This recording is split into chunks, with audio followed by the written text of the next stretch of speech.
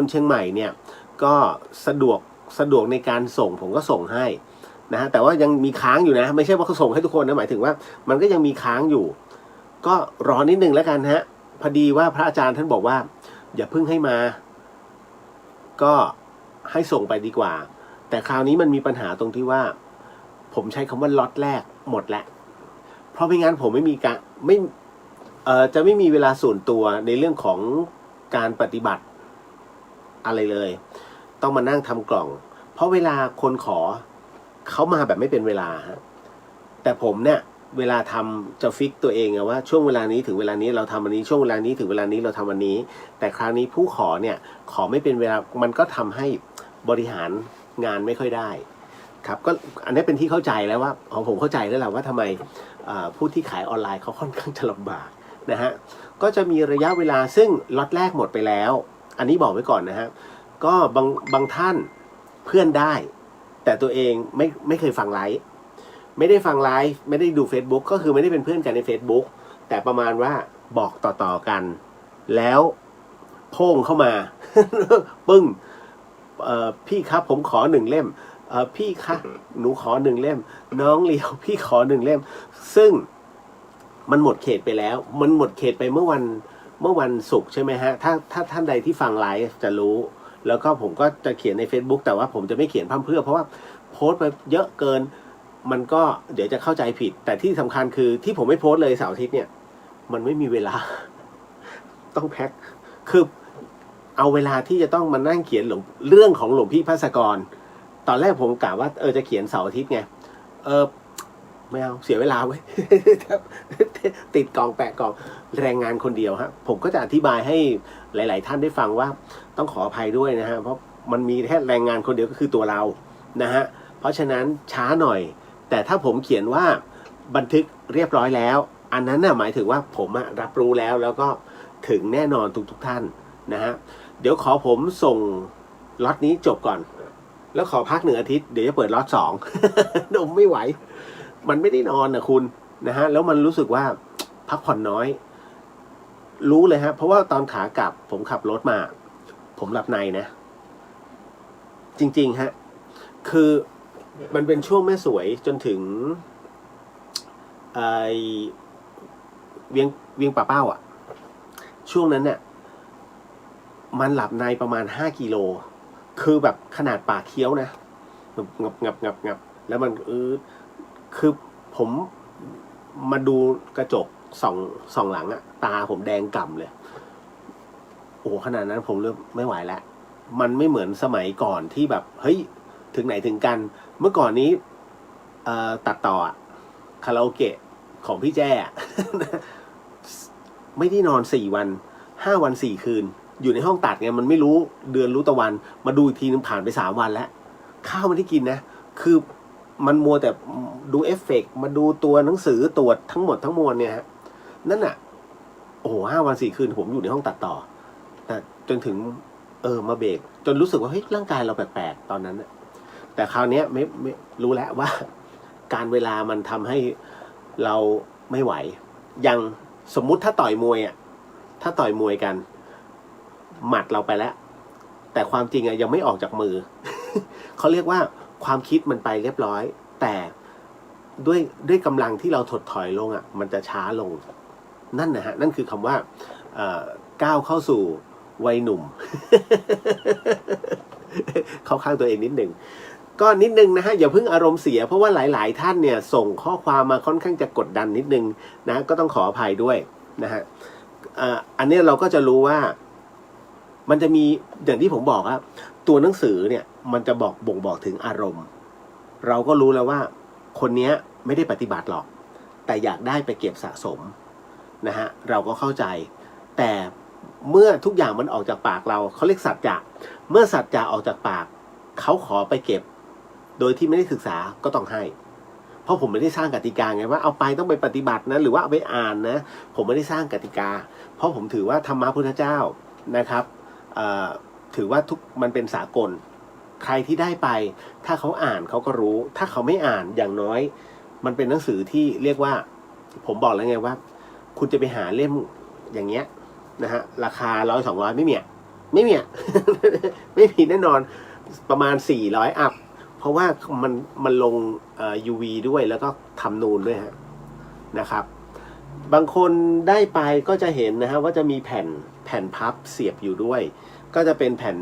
ปฏิจจสมุปบาทด้านหลังจะเป็นในเรื่องของศีล5เอาไว้ภาวนาทุกๆครั้งของพระอาจารย์ภัสกรนั่นแหละนะฮะแต่ล็อตหลังจากเนี้ยนะฮะท่านจะได้อีกอันหนึ่งก็คือเป็นรูปพระพุทธเจ้าด้วยนะครับผมบอกแล้วมันแล้วแต่ แล้วแต่ว่าประมาณไหนนะฮะก็ถือว่ารวบรวมได้ก็ส่งให้นะครับมันไม่ล้นจนเกินไปไงเพราะฉะนั้นค่าส่งมันก็จะเริ่มแพงขึ้นแต่ไม่ใช่ปัญหานะครับเพราะว่าผมอยากให้ธรรมะของพุทธองค์ไปอยู่กับหลายๆท่านอย่างน้อยเก็บไว้ก็ดีเพราะวันหนึ่งเนี่ยอาจจะไม่ใช่ท่านที่ขอจากพี่เลียวไปแต่บังเอิญว่าสมมุติท่านมีลูกหรือว่าเพื่อนเฮ้ยหนังสือสวยดีเปิดอ่านเขาได้ความรู้แล้วคนที่ร่วมบุญที่มีชื่อด้านหลังนะครับด้านหลังเล่มเนี่ยได้บุญแล้วเขาเรียกหัวคิวบุญทั้งหมดทั้งมวลฮะใครก็ตามที่เปิดหนังสือปฏิจจสมุปบาทขึ้นมาแล้วอ่านแค่1 หน้าเวทนา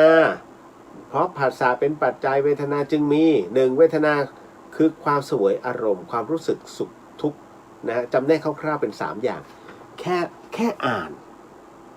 คุณได้หัวคิวบุญแล้วครับนะฮะเพราะฉะนั้นเนี่ยผมถึงได้บอกว่าทำเลยครับระหว่างการทำตำราแบบเล่มกับทำตำราแบบออนไลน์ผมแนะนำว่าแบบเล่มง่ายกว่าเพราะว่าเวลาใครมาเนี่ยมันจับต้องมือต่อมือมันได้แต่ถ้าทำออนไลน์ถ้าไม่เฉพาะเจาะจงไม่เปิดฮะ ถูกไหมนะฮะไม่เฉพาะเจาะจงไม่เปิดนะครับถึงได้บอกว่าอย่างเงี้ยเขาถึงได้บอกหนังสือพิมพ์ถ้าลงข่าวดีข่าวบุญมันจะกระจายบุญทั่วเพราะว่าเดี๋ยวคนนี้อ่านเสร็จปุ๊บวางคนอื่นมาเฮ้ยอันไหนมาดูดิแก้เขาเรียกแก้ค่าเวลามาอ่านได้บุญ นั่นแหละฮะผมทำเถอะนะครับแม้ใครบอกว่ามันจะล้าหลังก็ทำเถอะนะฮะอันนี้บอกไว้ก่อนนะฮะแล้วก็ต้องผมให้อโหสินะครับสำหรับคนที่เข้ามาต่อว่านะครับว่าทำไมหนังสือทำไมถึงหมดจริงๆมันไม่ได้หมดแต่ผมใช้คำว่าล็อตแรกถ้าไม่งั้นมันจะอินฟินิตี้ฮะผมจะไปไหนไม่ได้เลยอย่างวันนี้ขอบคุณพี่ทิพย์นะฮะพี่ทิพย์ส่งชุด PPE มานะฮะแล้วก็เดี๋ยวจะวันพุธผมเอารถเข้าไปเอาไปเช็คเพราะว่าเดี๋ยวต้องไปที่อมก๋อยแต่ถ้ามีโอกาสจะเลยไปแม่ตื่นเพื่อจะเอาไปให้ที่โรงพยาบาลแม่ตื่นนะฮะมันจะมีชุด PPE มีไม่ใช่ Face Shield มีN95 นะฮะหน้ากาก N95 นะครับ2 กล่องนะครับแล้วก็มีเครื่องผลิตออกซิเจนขนาดเล็กพี่มดฝากมาพร้อมผ้าห่มก็จะนำไปให้นะฮะไปด้วยตัวเองเพราะต้องไปถ่ายรูปไงนะฮะก็กลุ่มแพนด้านั่นแหละ นะกลุ่มแพนด้าขอบตาดำหลายๆท่านคนเชียงใหม่ยังไม่ทราบใช่ไหมฮะเพราะว่าเมื่อก่อนนี้พระอาจารย์ภัสกรนั้นนะครับท่านจะเปิดไลฟ์สดตอนท่านกักตัว14 วันท่านไม่ได้ติดโควิด ถ้าบอกไว้ก่อนมันมีอยู่ครั้งหนึ่งเมื่อปีที่แล้วหลวงพี่ภัสกรนั้นมันเป็นช่วงโควิดที่ระบาดไงแล้วหลวงพี่ภัสกรกลับมาจากกรุงเทพแล้วพอดีว่าอสม.เขารู้เขาก็ดิ่งตรงมาเลยตื้อมาหาพระภัสกรเลยฮะผมก็คือเราก็รู้อยู่แล้วเพราะเราก็ตรวจหลวงพี่ทุกครั้งไปเพราะผมเป็นก็เหมือนพออสว.เราก็จะมีเครื่องมืออยู่นะก็ตรวจหลวงพี่อยู่แล้วว่าปกติแต่อสม.เข้ามาเขาก็จะมาตรวจอีกทีนึงเพื่อความชัวร์เพราะว่าตรวจแล้วแต่ไม่เป็นไรอยากมาตรวจก็มาตรวจท่านก็กักตัวอยู่ในกุฏิข้างหลังท่านก็เลยไลฟ์ครับไลฟ์สดนะฮะพอดีก็มีคุณผู้ฟังแล้วก็เรียกว่าเป็นศรัทธาของท่านก็บอกว่าพระอาจารย์ดึกเหลือเกิน นะดูจนขอบตาดำจะเป็นแพนด้าแล้วหลวงพี่ก็เลยตั้งเป็นกลุ่มแพนด้าขอบตาดำเป็นกลุ่มปิดนะฮะเป็นกลุ่มปิดนะฮะแต่ในขณะเดียวกันก็ถือว่าเป็นกลุ่มธรรมะอันเหนียวแน่นของพระอาจารย์ภัสกรนะครับวันนี้พี่ๆนะครับแล้วก็น้องๆศรัทธาของหลวงพี่ภัสกรนั้นนะครับก็เปิดออกมา นะฮะแล้วก็มาอยู่ตรงนี้บางส่วนก็ยังอยู่ในกลุ่มของแพนด้าบางส่วนท่านใดที่สนใจลองเซิร์ชดูแล้วก็ลองคลิกเข้าไปนะฮะลองสมัครเข้าไปเพราะว่าอย่างน้อยก็จะมีศรัทธานะครับหรือว่าเป็นกลุ่มก้อนที่ค่อนข้างนะฮะเหนียวแน่นพอสมควรพูดคุยภาษาธรรมะได้ครับนะฮะอันนี้ก็เลยบอกไว้ก่อนนะครับคุณผู้ฟัง ส่วนณตรงเนี้ยนะหลายๆคนที่ไม่ได้อย่างใจ แล้วก็พิมพ์ข้อความมาค่อนข้างก็ไม่ได้แรงหรอกแต่เราก็จะรู้ว่าโอเคน้องเขาจะเสียอารมณ์เพราะไม่ได้คือได้แหละแต่ว่าเดี๋ยวผมขออนุญาตพักขอให้จบล็อตนี้อีก70ประมาณ80กล่องเนี่ยคิดว่านะเพราะว่าอยู่ปึกใหญ่นะฮะที่ยังไม่ได้ส่งนะฮะวันนี้ส่งไป30กว่านะฮะเพราะว่าแพ็คเมื่อวานกับวันนี้ด้วยก็รวมเดือดเศษ34นะของพี่มิไปเบลเยียมแล้วนะครับ ส่งไปเบลเยียมแล้วนะฮะอันนั้นด้วยแล้วก็เดี๋ยวจะมีของพระอาจารย์ที่เบลเยียมอีกยังไม่ได้ส่งนะแต่ว่าคือผมจะรันตามสติกเกอร์นะครับแล้วเดี๋ยวส่งไปนะฮะ USA เดี๋ยวใจเย็นๆถึงหมดทุกท่านนะครับก็ค่อยเป็นค่อยไปเนาะนะฮะใจเย็นๆ ถึงทุกคนแต่ช้าหน่อยนะฮะเดี๋ยวขออนุญาตทักก่อนนะฮะเดี๋ยวไปไหนแล้วอ๋ออยู่นี่ ผมไม่ค่อยเตรียมตัวสคริปต์สดนะฮะไม่ได้มาจดว่าเดี๋ยวฉันต้องพูดไม่เคย ผมกับหลวงพี่ภัสกรเนี่ยด้นสดกันตลอด นะฮะเชียงใหม่ฝนตกฮะเพราะพายุมันเข้านะครับเป็น depression นะฮะเดี๋ยวขออนุญาตดูนิดนึงพี่ชายได้หรือยังนะฮะเพราะว่าส่งไปนะครับถ้าได้รับแล้วบอกด้วยนะครับ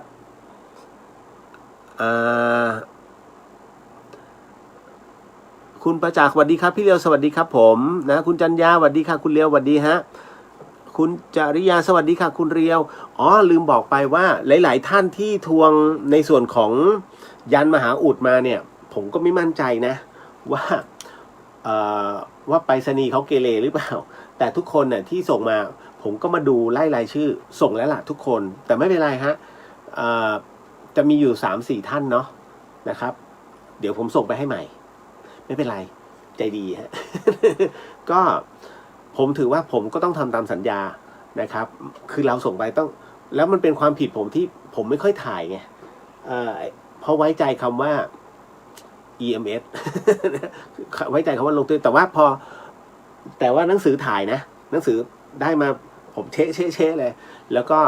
เดี๋ยวไว้โพสต์ทีเดียวแล้วก็หาชื่อกันเอาเอง ตามของ นะครับเอาล่ะนิดนึงนะฮะคุณปริญญาสวัสดีครับพี่เลียวสวัสดีครับผมคุณจินนชาบอกว่าสวัสดีครับคุณเลียวรู้สึกเสียงอู้อี้ขึ้นจมูกนิดหน่อยนะคะดื่มน้ำอุ่นรักษาสุขภาพด้วยฮะบอกตามตรงผมไม่ค่อยได้นอนฮะก็นี่แหละ นี่แหละพอได้เป็นกล่องมาใช่ไหมผมบอกขั้นตอนเนาะก็เราก็จะเอากล่องมาติดตูดไว้ก่อนแล้วก็โยนติดตูดไว้ก่อนโยนไม่ใช่โยนมันเถื่อนวางกองไว้นะฮะ25 กล่องพอเสร็จปุ๊บเอาเฉพาะติดตูดกับข้างก่อนนะเสร็จปุ๊บก็ไปที่ห่อปฏิจจะเอามาตั้งทีละ10 เล่มไปโยนิโสมนสิการ10 เล่มสมดุลธรรม10 เล่มนะฮะบาลีอีก10 เล่มตึ้งนะฮะเสร็จปุ๊บก็จะเป็นทานสร้างบุญบารมีอีก50 เล่มตึ้งมาวางนะฮะแล้วก็จะเป็น แผ่นพับของหลวงพี่เป็นไว้ขั้นหน้ากระดาษเสียบเสร็จปุ๊บวางไม่ใช่พอวางเสร็จปุ๊บตัดบับเบิ้ล เอาว่าบับเบิ้ลตัดคนเดียวเลยชุนะเห็นไหมขั้นตอนมันดูกรรมวิธีเยอะนะฮะเพราะว่าผมบอกแล้วว่าหลายคนที่ใครที่ได้รับไปก็จะรู้ว่านั่นน่ะบับเบิ้ลที่ผมต้องตัดแล้วห่อเพราะเราไม่ต้องการให้หนังสือไปกระทบกระเทือนไงนะฮะคำว่าหนังสือเนี่ยฮะหลายคนดูแล้วอาจจะแบบฉันหนังสือเรียนเคยวางโยนคือมันทำได้แต่พอเป็นหนังสือธรรมะเนี่ย คือเป็นธรรมะพระพุทธเจ้าต้องเข้าใจนิดนึงนะว่าข้อธรรมต่างๆมัน 2,500 กว่าปีมาแล้วคุณแล้ว มันคือวัตถุโบราณอะแต่เป็นโบราณจากคำสอนมันคือพระธรรมเพราะฉะนั้นเราจะไปโยนทิ้งอะผมทำไม่ลง นะผมเลยต้องบับเบิ้ลใส่นะฮะห่ออย่างดีเสร็จปุ๊บก็ขนาดวางอะผมยังไม่กล้าวางกับพื้นยังต้องเทิร์นเอาไว้แล้วก็หลับ ขนาดนั้นฮะไม่ได้เวอร์นะแต่ว่าผมต้องการให้หลายๆท่านเนี่ยได้ไปแล้วไม่ใช่ว่าเฮ้ยขนาดคนส่งเขายังทิ้งเขายังคว้างมันไม่ใช่นะฮะก็เลยต้องอยากให้เข้าใจนิดนึงนะเห็นไหมสวยนะจะมัน นะผมยังชอบรูปเดี๋ยวพิ้วไม่เอา นะครับก็เดี๋ยวขออนุญาตนะครับใครที่ยังไม่ได้เนี่ยหมายถึงว่าขอมาแล้วผมตอบไปแหละอันนี้ได้ทุกท่านแต่คนที่ขอมาที่หลังไม่ใช่ว่าผมปิดนะฮะขอส่งล็อตนี้ให้จบก่อนแล้วขออนุญาตพัก1 อาทิตย์ขอพัก1 อาทิตย์นะแล้วจากนั้นเนี่ยผมจะค่อยๆทยอยให้นะครับ นิดนึงฮะโอ้โหผมเข้าใจเลยเข้าใจเขาจริงๆนะ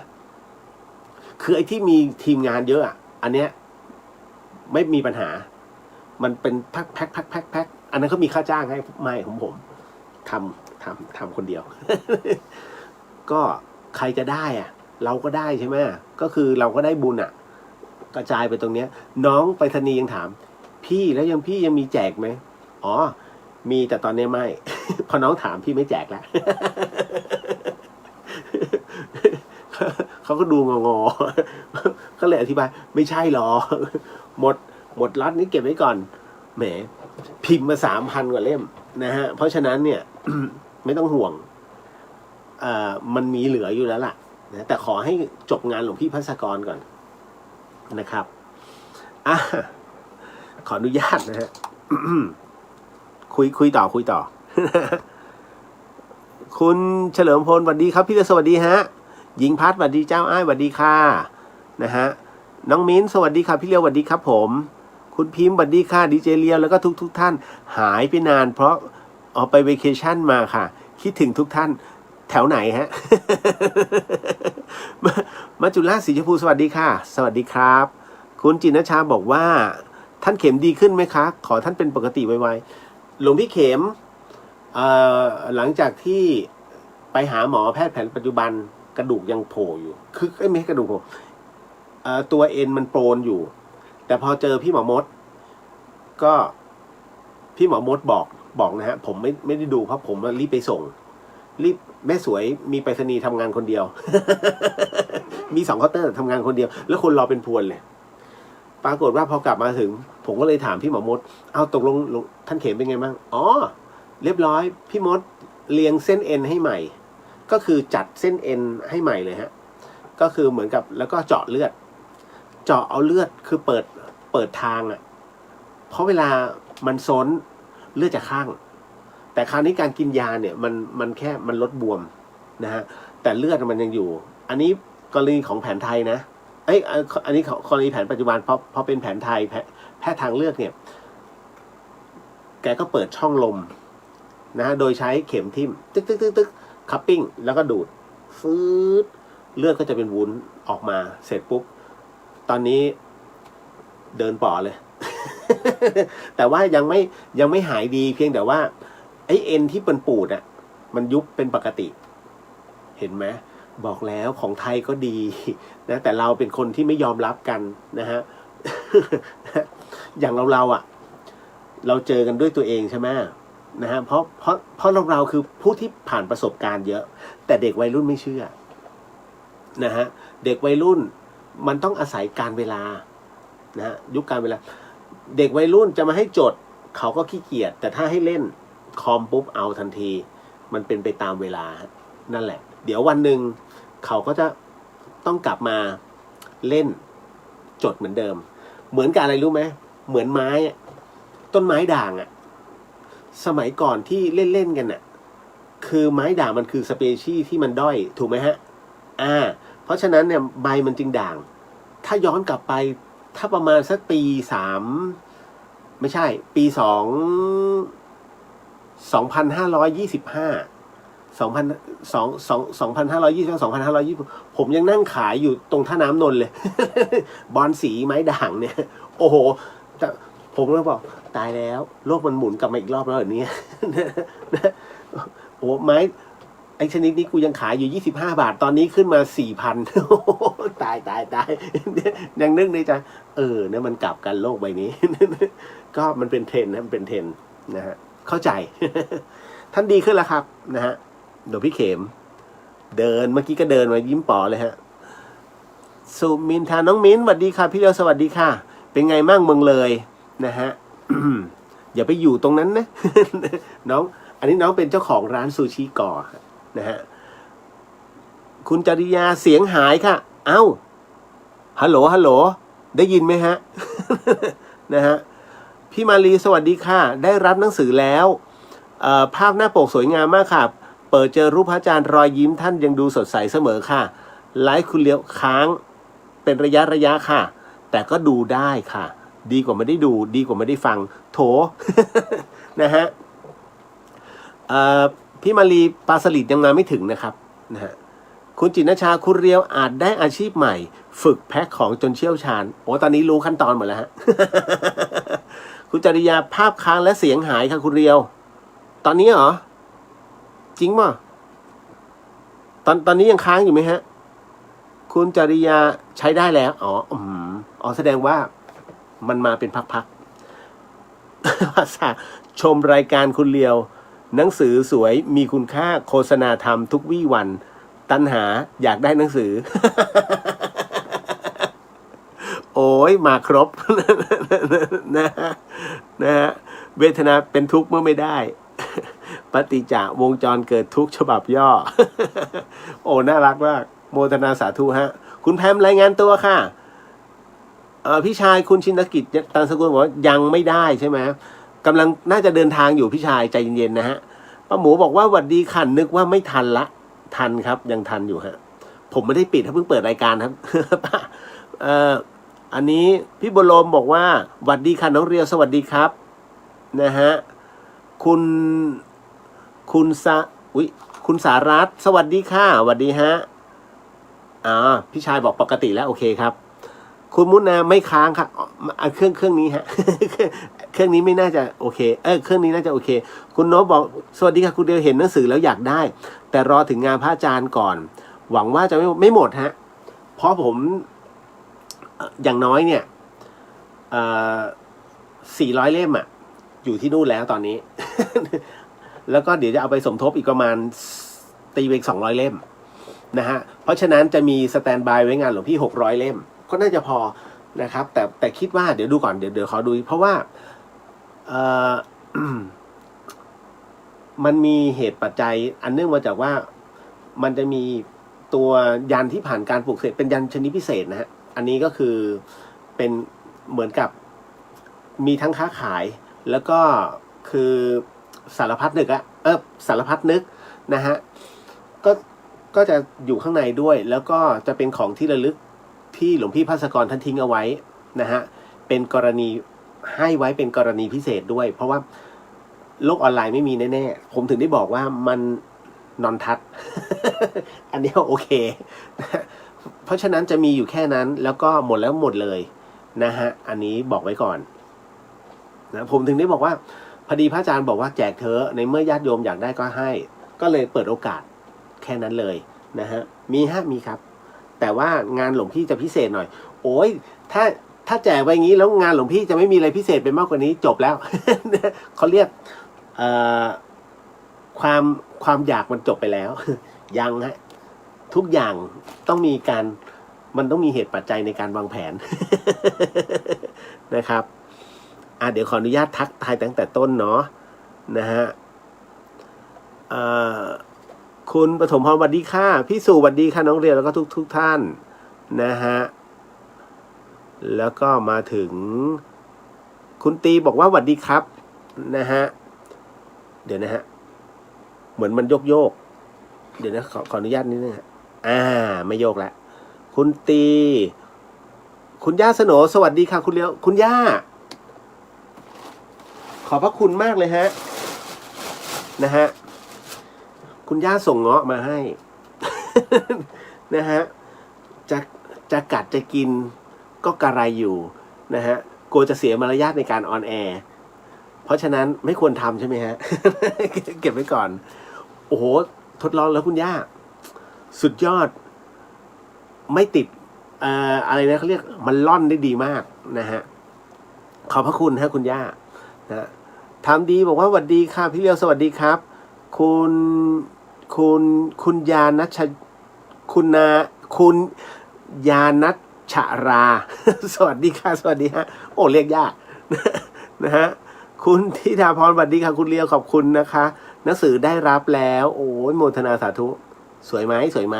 สวัสดีฮะพี่สมพรนะฮะคุณปฐมพรได้รับหนังสือแล้วดีใจมากๆค่ะมีหนังสือแถมมาอีกหลายเล่ม ขอบคุณพี่เลียวโมทนาสาธุด้วยค่ะนะฮะก็ดูข้างในภาพสุดท้ายเป็นภาพหลวงพี่เดินจากไปนะฮะภาพสุดท้ายเลยด้านหลังสุดนะฮะมันเป็นคอนเซปต์เลย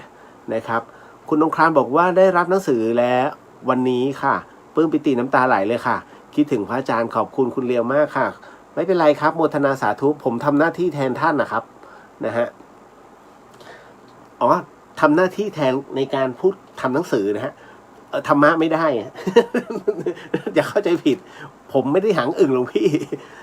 นะฮะคุณชลิตาสวัสดีจากเยอรมันค่ะชัดเจนดีมากๆโมทนาสาธุฮะคุณเนสสวัสดีค่ะคุณเลียวสวัสดีฮะนะครับแล้วก็กุ๊บกิ๊บสวัสดียามดึกครับพี่เลียวนั่งปั่นงานไปด้วยฟังพี่เลียวไปด้วยค่ะเพลินดีนะฮะ คุณนกสวัสดีค่ะคุณเลียวสวัสดีฮะคุณชลิตาเห็นคุณเลียวแล้วคิดถึงพระอาจารย์เหมือนเหรอฮะ นะฮะอย่างต้องถ้าผมใส่ผ้าเหลืองแล้วใช่เลย นะฮะครูสุนทรสวัสดีครับนะสวัสดีครับครูคุณครูได้ข่าวว่าฮอดปิดหมดเลยใช่ไหมฮะเพราะว่าโควิดใช่ไหมปตทเซเว่นนะฮะอะไรนะคัสเตอร์ลงน้ำแข็งผมก็เลยเดี๋ยวกะว่าจะเดินมันต้องผ่านฮอดไงไปอมก่อย คุณยานัชรานะฮะบอกเสียดายไม่ได้ฟังหลวงพี่ใช่ไหมฮะมีใน YouTube แต่ถ้าฟังเรียวก็ตอนนี้ฮะ คุณกุลชยาสวัสดีค่ะสวัสดีฮะคุณสจีสวัสดีค่ะคุณเรียวนะฮะเหมือนจะเพิ่งส่งวันนี้นะของคุณสจีนะฮะอันนี้คุณยานัชราบอกว่ารอรอบหน้าค่ะนะครับคุณธงชัยสวัสดีครับพี่เรียวสวัสดีฮะพี่ขวัญตาสวัสดีค่ะน้องเรียวแล้วก็กัลยาณมิตรนะฮะน้องเรียวทุกท่านดูแลสุขภาพด้วยนะคะขอให้ทุกท่านแคล้วคลาดปลอดภัยขอบพระคุณฮะนะครับแล้วก็มาถึงคุณพี่ชายสวัสดีครับคุณบูมบอกว่าขอเลขบัญชีค่าจัดส่งด้วยครับต้องขอถ้าตอนนี้คงไม่ได้แต่ถ้าเปิดเข้าไปในหน้า Facebook ยังมีอยู่ฮะครูสุนทรบอกว่าช่วงนี้โควิดระบาดมากที่นาคอเรือติดหลายคนและกักตัวหลายร้อยก็เดี๋ยวผมต้องดูก่อนฮะเพราะว่าทางพี่ทิพย์ฮะที่กลุ่มแพนด้าเนี่ยนะครับในนามของผ้าไทยนะครับก็ส่งมาแต่ผมไม่รู้ว่าน่าจะ200ชุดเดี๋ยวแบ่งได้นะครับคือในจังหวัดเชียงใหม่น่าจะมีเยอะแล้ว นะฮะคุณมัมอยากได้หนังสือด้วยค่ะต้องแจ้งคุณเรียวยังไงคะเดี๋ยวรอผมเปิดล็อตที่2นะครับนะฮะเพราะว่าล็อตแรกเนี่ยผมจะมีบันทึกแล้วนะครับอันนี้ล็อตแรกใครมาขอเนี่ยผมรู้แล้ว อันนี้มันก็จะเป็นล็อตที่2เดี๋ยวใจเย็นๆเนาะนะฮะคุณพิมพ์สวัสดีค่ะนะครับคุณรุ่งสวัสดีค่ะคุณเรียวสวัสดีฮะสาธุบอกว่าสาธุสวัสดีค่ะคุณเรียวได้รับหนังสือแล้วค่ะขอบพระคุณมากๆค่ะสวยงามมากเลยค่ะเห็นไหมบอกแล้วผมยังอึ้งเลยฮะอย่าว่าแต่ผมเลย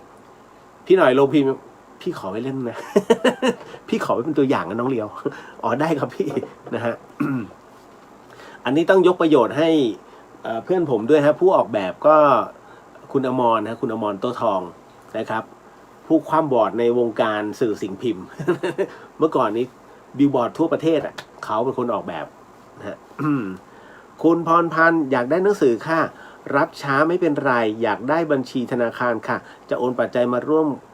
ขอบคุณมากๆค่ะเดี๋ยวขอรอบสองนะฮะเพราะว่ารอบนี้ไม่ฮะ เดี๋ยวผมไม่ได้หยิ่งนะเพียงแต่ว่าหลายๆท่านเนี่ยที่ฟังเขาจะรู้ว่าผมถ้าจะเปิดแค่นี้ก็คือจบแค่นี้แล้วเดี๋ยวเปิดใหม่แล้วก็จะมีระยะในการเปิดมันเปิดเร็วปิดเร็ว มันไม่ได้หยิ่งนะแบบเหมือนกับชาวบ้านเขาเปิดบัญชีค้างเอาไว้มันค้างจริงฮะแต่ว่าอย่างปัจจัยที่เหลือผมจะซ่อมพระของหลวงพี่ภาสกรนะฮะก็คือบอกเลยก็ได้ผมจะทาสีที่มันเป็นพรายน้ำเพื่อที่เวลาตอนไฟยังไม่เปิดองค์ท่านจะเรืองแสงนะครับก็เลยกะว่าจะเป็นประมาณนั้นนะครับแล้วก็ฐานก่อนและก็เลยจะเสริมปูนนิดนึงนะฮะก็จะเป็นปัจจัยที่เหลือๆนี่แหละนะครับอันนี้ก็แจ้งเอาไว้นะครับครับคือทุกบาทอ่ะมันต้องทำให้คุ้มค่าไงนะครับเดี๋ยวคุณพรพันธ์เดี๋ยวขอประมาณกลางเดือนหน้าเนาะนิดนึงไม่ใช่กลางเดือนหน้าหรอกอาจจะไม่ถึงนะเพราะว่าผมขอส่งล็อตนี้ให้จบก่อนเพราะหลายๆท่านเขาก็รออยู่นะฮะพอผมรับอยู่เรื่อยๆเนี่ยแล้วมันมั่วไม่ใช่ท่านมั่วนะผมนะมั่ว เพราะผมเป็นคนที่ลวกๆมากเอาจริงๆนะฮะนะฮะคุณวิชัยบอกว่าดีครับคุณเรียวสวัสดีครับพี่มารีบอกว่าปลาสลิดเพิ่งส่งวันนี้ค่ะคงถึงพรุ่งนี้อ๋อ นะคุณสุวรรณสวัสดีค่ะสวัสดีฮะคุณหนิงบอกว่าได้รับหนังสือแล้วค่ะสวยมากอ้าวนั่นแหละฮะดีแล้วครับนะฮะคุณปฐมภาพนั้นแหละค่ะน้ำตาแตกสุดๆใช่ไหมเดินหันหลังผมกำลังหมายถึงใครที่ยังไม่ได้ไม่เป็นไรนะฮะก็คือหมายถึงภาพนี้ที่หลวงพี่ท่านเดินจากไปนะครับคือทุกอันเนี่ยที่วางไว้มันเป็นคอนเซปต์อะฮะนะครับอย่าง ภาพเนี้ยนะครับก็เป็นอีกหนึ่งผู้บำเพ็ญนะฮะริมแม่น้ำคงคาแล้วหลวงพี่ท่านเนี่ยเรียกว่าหลายภาพมากที่ท่านถ่ายเอาไว้นะครับก็เลยเลือกมาหนึ่งภาพให้เห็นว่าเนี่ยฝีมือท่านที่ยืนถ่ายจากด้านหลังนะครับภาพโยคีนะครับก็จะมีเช่นกันจริงๆจะมีอีกภาพหนึ่งเนี่ยจะเป็นภาพหลวงพี่ที่ยืนด้วยแต่ผมมองว่าเดี๋ยวถ้าใครมันมีทั้งดีและไม่ดีถูกไหมฮะเพราะฉะนั้นเราต้องมองเป็นสองมุมก็มองว่าถ้าสมมุติว่ามีใครสักคนหนึ่งคิดไม่ดีเอาหลวงพี่เนี่ยเห็นไหมดูพระไปยืนคู่กับโยคีซึ่งถามว่าผิดไม่ผิดนะเพียงแต่ว่าแล้วแต่มุมมองของคนก็เลยมองว่างั้นเก็บไว้ดีกว่าเนี่ยอย่างเนี้ยเนี่ยฮะรูปเนี้ยหลวงพี่ท่านยืนพร้อมกันเลยเป็นนักบวชเหมือนกันนะครับเนี่ยเอาจริงๆเนี่ยไม่ผิดหรอกเพราะว่าเขาเข่งกับเราเยอะเคร่งมากๆถุยน้ำลายตลอดเงี้ยโอ้โหกว่าจะกินแล้วเจอนิกายที่คำพรเข้าไปคุณเอ้ยแก้ผ้าหมดเลยนะฮะมีภาพด้วย แต่ไม่เอาดีกว่าคือนิกายที่คำพรเนี่ยเขาจะเป็นโยคีเป็นนักบวชที่แก้เปื้องผ้าทั้งหมดแล้วไม่ใช่จะอยู่ๆอยากกินก็กินนะไม่ใช่เขาต้องฝันก่อนฝันว่าพรุ่งนี้เช้าจะต้องมีคนลักษณะนี้เอาข้าวแบบนี้มาให้นะฮะมันเหมือนถอดยานไปดูล่วงหน้านะฮะแล้วก็จากนั้นถ้ามาแล้วปรากฏว่าไม่ตรงในความฝันก็กินไม่ได้นะฮะเขาก็ไม่รับประเคนต้องให้ตรงผมก็นึกในใจเขาอยู่มาได้ไงวะ นะเป็นอย่างนั้นจริงๆฮะแล้วทุกวันนี้ก็ยังเป็นเช่นนั้นนะครับต้องคนที่มาถวายต้องให้ตรงกับความฝันด้วยเขาถึงจะรับแล้วก็ฉันนั่นนะฮะจบนี่คือนิกายที่คำพรนะฮะเอาล่ะเห็นไหมยังมีอะไรอีกมากมายครับบนโลกใบนี้ครูสุนทรบอกปิดหมดเลยโอ้ยตายแล้วนะฮะบ้านเหลงก็ปิดทั้งหมู่บ้านเลยบ้านเหลงพอจะทราบอยู่ฮะคุณยานัชราบอกว่าแพนด้าค่ะไม่ได้ฟังวันที่คุณเรียวแจกหนังสือนะคะ โอ้ยเสียดายแต่จริงในเฟซผมโพสต์ไว้ ไม่เป็นไรไม่เป็นไรไม่ว่ากันแต่เดี๋ยวครั้งหน้าฮะคุณย่าบอกคุณเรียวเงาะเน่าบ้างไหมคะ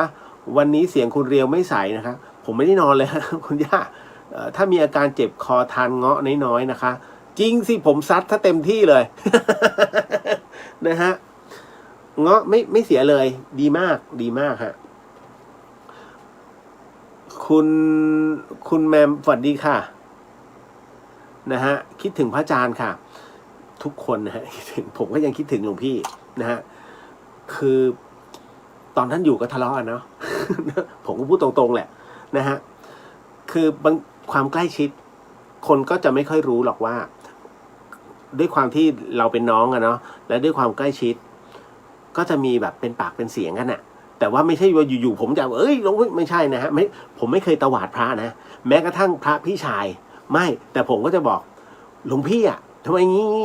ประมาณว่าแบบแยบด้วยน้ำเสียงแบบกัดแต่ท่านดีแบบต้องถลึงมานั่นแหละอันนั้นน่ะน่ะแต่พอไม่มีท่านแล้วผมถามว่าเหงามันก็เหงานะฮะคือบางทีผมก็เดินดึกๆอย่างจัดเสร็จเนี่ยผมก็จะออกไปให้ข้าวน้องๆเขาเสร็จปุ๊บก็เดินไปที่ลานโพหน่อยนึงไปเดินวนรอบต้นโพสักรอบ2 รอบเงี้ยแล้วก็มองตรงแท่นนะฮะที่ท่านใช้นั่งสอนเพราะว่า ท่านเคยก่อนที่จะเป็นแท่นมันก็เป็นโพธรรมดานี่แหละนะฮะแล้วผมจำได้ว่าตอนที่สร้างแท่นนั้นขึ้นมาผมก็บอกหลวงพี่ครั้งแรกตอนที่ท่านจะทำเป็นวงขึ้นมาเนี่ยผมบอกหลวงพี่ใช้คำเทศเนี่ยทั้งหมดทั้งมวลเนี่ยถ้าจำไม่ผิดนะหลวงพี่ฟังเทปหลวงพ่อพยอมใช่ไหมบอกใช่บอกเพราะเมื่อก่อนเนี้ยสมัยที่พระพยอมไม่ดังอ่ะพระพยอมไปเทศที่โรงเรียนผมตลอดไงแล้วผมก็ไปวัดสวนแก้วเพราะว่าผมรับปากท่านว่าผมจะไปก็พาพวกเพื่อนๆไป4-5 คนก็ไปนั่นแหละแต่ท่านก็จำไม่ได้เพราะตอนนั้นท่านยังหนุ่มอยู่ก็เทศเยอะพอไปที่วัดสวนแก้วบางใหญ่อ่ะก็ปั่นจักรยานไปนะเลาะไปนะครับเพราะจากวัดสวนมันทะลุวัดเฉลิมได้ไงนะแล้วก็คนนนท์จะรู้ดีตรงเส้นบางสีเมืองอ่ะ นะฮะมันทะลุกันได้นะฮะเส้นเรียบคอแม่น้ำเนี่ยทางลัดไม่ใช่ไปทางปกตินะพอเสร็จปุ๊บเนี่ยก็ พอเข้าวัดสวนแก้วเสร็จปุ๊บผมก็ดูมันเป็นโบสถ์ต้นไม้ฮะหลวงพ่อพระอาจารย์พยอมท่านบอกตรงนี้เขาเรียกโบสถ์ต้นไม้ลูกผมจำเลยเฮ้ยต้นไม้ก็มีโบสถ์เหรอแล้วผมก็มาฟังครูบาอาจารย์ท่านเทศบอกว่าสมัยก่อนเนี่ยไม่ได้มีอุโบสถนะฮะพระพุทธเจ้าก็จะใช้อาณาเขตอาณาบริเวณต้นไม้นี่แหละทำเป็นเขตของสงฆ์ผมก็มานั่งนึกหลวงพี่แล้วก็ทำตรงนี้สิให้มันเป็นเขตที่เราใช้ประกอบศาสนาพิธีหลวงพี่ท่านก็เห็นด้วยท่านก็เลยเริ่มก่อแต่ว่าเหมาะตัวนี้ท่านก็เลยทำแท่นขึ้นมาเรื่องของเรื่องประมาณนั้นนะฮะนั่นแหละครับก็ไม่ใช่ว่าผมจุดประกายหรอกเพียงแต่ว่าผมก็บอกให้หลวงพี่ลองนึกดูตอนที่หลวงพี่ไปวัดสวนแก้วอ่ะประมาณไหนนั่นแหละท่านก็เลยตรงนี้เลยครับเพราะฉะนั้นอันเนี้ยคือสาเหตุหลักๆว่าทำไมเวลาประกอบพิธีสังฆกรรมไม่ใช่สังฆกรรมเป็นในเรื่องของศาสนาพิธีกับพุทธศาสนิกชนเนี่ยหลวงพี่จึงมานั่งใต้ต้นโพนั่นแหละครับเพราะว่าท่านมองว่าสมัยพุทธกาลเนี่ยพระพุทธเจ้าท่านก็ใช้อุโบสถซึ่งเป็นธรรมชาติท่านก็เลยใช้ตรงนี้ในการเทศนั่นแหละครับที่มาที่ไป ผมมาเก็บรายละเอียดหมด คุยนู่นนี่นั่นนะฮะเพราะว่าทะเลาะกันจนขึ้นใจแต่เราก็รู้ว่าทุกอย่างเนี่ยท่านมีเหตุผลในการทำเหมือนกับตำราเช่นกันนะครับวันนี้ยังคงมีคำถามว่าจริงๆแล้วเนี่ย เมื่อพอมานั่งนึกถึงหลวงพี่ฮะผมก็มานั่งนึกว่าเหตุการณ์บางเหตุการณ์มันก็ใจหายผมยกตัวอย่างนะฮะเหตุการณ์นี้มันเกิดขึ้นเมื่อวันที่14 สิงหาคมนะครับปี2535เหตุการณ์นี้เกิดขึ้นที่จังหวัดเชียงใหม่นะครับก็ เป็นเหตุการณ์หนึ่งนะครับที่เกิดขึ้นที่อำเภอเชียงดาวนะครับของจังหวัดเชียงใหม่ณที่นั้นคือวัดถ้ำผาป่อง ในช่วงของรุ่งสางของวันที่14ฮะนะครับ วันนั้นเนี่ยช่วง6 โมงเช้านะครับครูบาท่านหนึ่งนะก็น่าจะเป็นพระอาจารย์จรัญนะพระอาจารย์อภิชาโตตอนนั้นเนี่ยยกสำรับข้าวนะฮะขึ้นไปให้กับหลวงปู่สิมนะครับที่ห้องที่กุฏิท่านนะครับซึ่งกุฏิของหลวงปู่สิมนั้นน่ะห้องของท่านเนี่ยต่อจากชะง่อนผาไม่ได้มีการทุบหินนะหลวงปู่มันจะเป็นแบบแง่งผาที่เว้าสมมุติตรงนี้แล้วก็มันงุ้มลงมาอย่างเงี้ยนะฮะแล้วห้องท่านก็จะอยู่ณช่วงตรงนั้นนะครับหลวงปู่ก็จะนอนตรงแง่งผาแต่ว่าเพียงแต่ต่อเหมือนกับก่อฐานขึ้นมาให้เป็นพื้นแข็งๆเนี่ยพื้นปูนแข็งๆเนี่ยนะท่านก็นอนตรงนั้นนะครับแล้วคราวนี้ ปรากฏว่าตอน6 โมงเนี่ยก็เรียกหลวงปู่ท่านแต่หลวงปู่ท่านนั้นนะครับไม่คือท่านหลับอยู่เพียงแต่การหลับของหลวงปู่สิมนั้นท่านหันหน้าเป็นการนอนแบบสายญาติปางสายญาติเคยเห็นไหมที่พระพุทธเจ้านอนปางสายญาตินอนเหยียดวรกายพระวรกายไปหลวงปู่สิมนอนแบบนั้นแต่หันหน้าเข้าหาถ้ำเข้าหาช่างง่อนผาก็โชว์เฉพาะแผ่นหลังออกนอกกุฏิพอพระท่านออกมาก็ไม่กล้าเรียกครูบาอาจารย์นะฮะจากนั้นเสร็จปุ๊บ6 โมงตอนนั้นเนี่ยพระจากวัดถ้ำผาป่องนี่บันไดประมาณเกือบ400 กว่าขั้นลงมาเป็นสเต็ปต้องเดินไปอีก2 กิโลเพื่อจะเข้าหมู่บ้านนะฮะ เพราะฉะนั้นพระท่านก็บางส่วนไปบิณฑบาตนะฮะแต่บางส่วนก็ยังทำความสะอาดอยู่ที่ถ้ำจนกระทั่ง6 โมงครึ่งครูบาท่านก็มาอีกรอบหนึ่งพอมาอีกรอบหนึ่งเนี่ยปรากฏว่าก็เรียกหลวงปู่ไม่หือไม่อือนะครับก็เลยพระอาจารย์จรัญเนี่ยก็เลยวิ่งไม่ใช่วิ่งเดินออกไปตรงปากถ้ำคือพระเจอพระรูปไหนเนี่ยช่วยบอกมาช่วยดูหลวงปู่หน่อยมาช่วยดูหลวงพ่อท่านหน่อยว่าเป็นอะไรนะฮะพระหลายๆรูปก็มาปรากฏว่าพอมาถึงตรงที่หลวงปู่ท่านนอนอยู่ก็ค่อยๆก็คือทุกคนต้องกราบก่อนแล้วก็ค่อยๆจับเนื้อตัวท่านก็ยังอุ่นๆอยู่แต่ก็เห็นว่าที่ปลายมือของท่านเนี่ยนะฮะที่พาดอยู่เนี่ยเริ่มค้ำพอเริ่มค้ำเสร็จปุ๊บก็ค่อยๆพลิกองค์ท่านพอพลิกเสร็จปุ๊บปรากฏว่าในขณะที่จะพลิกเนี่ยฟันปลอมของท่านเนี่ยหลุดออกมาจากเบ้าปกติแล้วหลวงปู่สิมพุทธจาโรนะฮะท่านจะถอดฟันปลอมออกแต่วันนั้นเนี่ยฮะปรากฏว่าฟันหลุดจากเบ้านะแล้วพอพลิกออกมาเนี่ยทุกคนอึ้งเลยฮะทั้งคฤหัสถ์ทั้งพระนะครับทุกรูปนะ เป็นเหตุให้ต้องรีบสั่นกระดิ่งตีกระดิ่งฮะตีระฆังเป้งเป้งเป้งเป้งเป้งเป้งเป้งเป้งเป้งเป้งเป้งเป้งเป้งเป้งเวลาพระตีระฆังมันจะมีด้วยกัน2 เหตุ 1เรียกประชุมแบบเร่งด่วนนะครับแต่สังเกตนะเป้งเป้งเป้งเป้งเป้งเป้งไม่ใช่เป้งเป้งเป้งไอ้นี่ตียามตีเป็นเขาเรียกตีเป็นนับเป็นยามนะฮะหมายถึงว่านับเวลานะครับหรือว่าตีแบบเพลนเป้งเป้งเป้งเป้งเป้งเนี่ยอย่างเงี้ยหยุดแต่ถ้าตีรัวเลยครับปองเป้งเป้งเป้งเป้งเป้งเป้งเป้งอันนี้มีเหตุเช้าวันนั้นเนี่ยฮะเช้าวันที่14หลังจากที่พระแต่ละรูปเนี่ยออกไปจากถ้ำผาป่องเพื่อจะไปบิณฑบาตนะครับต้องรีบเดินกลับเลยเพราะว่านี่คือสัญญาณเหตุด่วน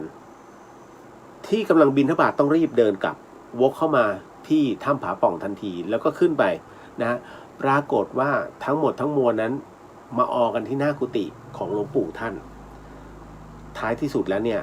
ก็รับรู้ว่าหลวงปู่ท่านนิพพานแล้วนะฮะใช้คำว่ามรณภาพดีกว่านะฮะหลวงปู่สิมท่านก็มรณภาพนะครับ ณตรงนั้นในท่าที่เรียกว่าท่าสายญาติคือทุกๆคนเนี่ยก็คือก่อนหน้านั้นวันที่13 สิงหาเนี่ยก็เป็นการถวายพัดยศของหลวงปู่นะครับแล้วพอหลังจากนั้นเนี่ยคือท่านไม่ได้หือได้อือกับเรื่องพัดยศนะฮะหลวงปู่สิมเนี่ยจนหลวงปู่เนี่ยท่านจะตื่นมาทำวัดเนี่ยตั้งแต่ตี 4เป็นต้นไปแล้วจากนั้นก็ยาวมาแล้วก็มาหยุดตอน10 โมงนะฮะแล้วก็จากนั้นฉันนะฮะแล้วก็หยุดแล้วก็ปฏิบัติต่อเป็นอย่างนี้ตลอดนะครับท่านมีโรคไตอยู่แต่ว่าวันนั้นเนี่ยช่วงเย็นช่วงหัวค่ำของวันที่13นะครับประมาณก่อนจะเข้านอนนะฮะหลังจากที่ท่านเทศเสร็จปุ๊บท่านก็นั่งทุกคนอ่ะพระทุกรูปเนี่ยลงหมดแล้วญาติโยมก็กลับที่พักหมดแล้วก็เหลือเฉพาะพระที่ต้องอุปถากท่านอยู่นะครับอยู่2-3 รูปก็บอกว่าหลวงปู่อ่ะท่านก็นั่งนะฮะแล้วก็มองถ้ำนะฮะมองทั้งหมดทั้งมวลอยู่20 นาทีเหมือนเป็นการสั่งลาเหมือนแบบรับรู้แล้วว่าคืนนี้ท่านต้องไปแล้วคือพระเนี่ยท่านรับรู้วาระพระสุปฏิปันโนมักจะรู้วาระนะฮะแล้วจากนั้นบททดสอบนะฮะอันยิ่งใหญ่ของพระนะทั้งหมดทั้งมวลแห่งวัดถ้ำผาป่องนั้นเกิดขึ้นทันทีเพราะหลวงปู่ละสังขารตอนตี 3แต่ว่าพระก็คือพระอาจารย์จรัญเนี่ยมาพบเนี่ยตอน6 โมงแต่ก็ยังไม่รู้หรอกว่าหลวงปู่ท่านละสังขารไปแล้วนะฮะจนกระทั่งมาตรวจสอบอีกทีถึงได้รู้ว่าท่านมรณภาพแล้วนะฮะแล้วทำให้ทุกคนเนี่ยคุมสติคือไม่รู้จะทำยังไงต่อทำอะไรไม่ถูกตอนที่หลวงปู่เหมือนกับว่ายังเนื้อตัวยังอุ่นอยู่แต่มือเปลี่ยนสีพยายามปฐมพยาบาลไงแต่ทุกคนก็ทำอะไรไม่ถูกเป็นการทดสอบนี่คือการทดสอบที่ยิ่งใหญ่เหมือนกับหลวงพี่ภาสกรนะฮะที่ท่านทิ้งบทเรียนอันยิ่งใหญ่ไว้ตอนที่ท่านมรณภาพหลายคนก็ทำอะไรไม่ถูกโทรมาหาผมเนี่ยสติแตกทุกคนเลยรู้ยังเนี่ยพระอาจารย์เป็นอย่างนี้เนี่ยนิกรู้ยังนี่ก็ครับทราบเลยฮะก็แล้วจะให้ทำไงพี่ก็ต้องรอทุกอย่างต้องรอเป็นสเต็ปคราวนี้ผมก็เลยชี้ว่า1 2 3 4พี่ต้องติดต่อตรงนี้ก่อนนะพี่ต้องดูตรงนี้ก่อนนะรอตรงนี้ก่อนนะฮะแล้วเดี๋ยวผมจะรีบลงคือวันนั้นเนี่ยยังมีความรู้สึกว่ายังไงหลวงพี่ก็ยังไม่ถึงวัดก็จริงๆนะฮะแต่ตอนนั้นหน้าท่านมาลอยมาแล้ว รู้แล้วโอ้มาแล้วโอเคเก็ตแล้วนะฮะมันก็เลยเป็นช่วงหนึ่งที่เราได้รับรู้ล่วงหน้าแล้วว่าหลวงพี่ละและของแท้อันนี้ของแท้เพราะท่านเนี่ยหลุดมา2 รอบหลวงพี่ภาสกรนี่เนื้อกายทิพย์หลุดมา2 รอบนะฮะล็อตแรกนี่ตอนเป็นคารวาสที่นั่งใกล้แขกแล้วเหม็นมากแล้วตัวหลุดไปนอกรถรอบที่สองนี่ที่อะไรล่ะตอนที่ท่านอะไรนะเจ้ากรรมนายเวรเจอต้องเข้า ICU นั่นหลุดไปอีกรอบแต่หลวงแม่ตามคืนได้นั่นแหละครับคือเรื่องราวบางเรื่องราวเนี่ยจริงๆถ้าอยู่ในบันทึกมันจะมันแต่นี้ผมไม่ได้เขียนหลวงพี่นุ๊กเป็นคนเขียนประวัติหลวงพี่ นะฮะก็ท่านก็จะสัมผัสในส่วนของในสิ่งที่ท่านสัมผัสไว้นะหลวงพี่นุ๊กจะสัมผัสกับหลวงพี่ประมาณหลังจาก4 ปีถอยจากนี้ไปนะฮะก็ปล่อยให้เป็นหน้าที่หลวงพี่นุ๊กผมผ่านประสบการณ์จากท่านแต่ว่าผมจะไม่ยุ่ง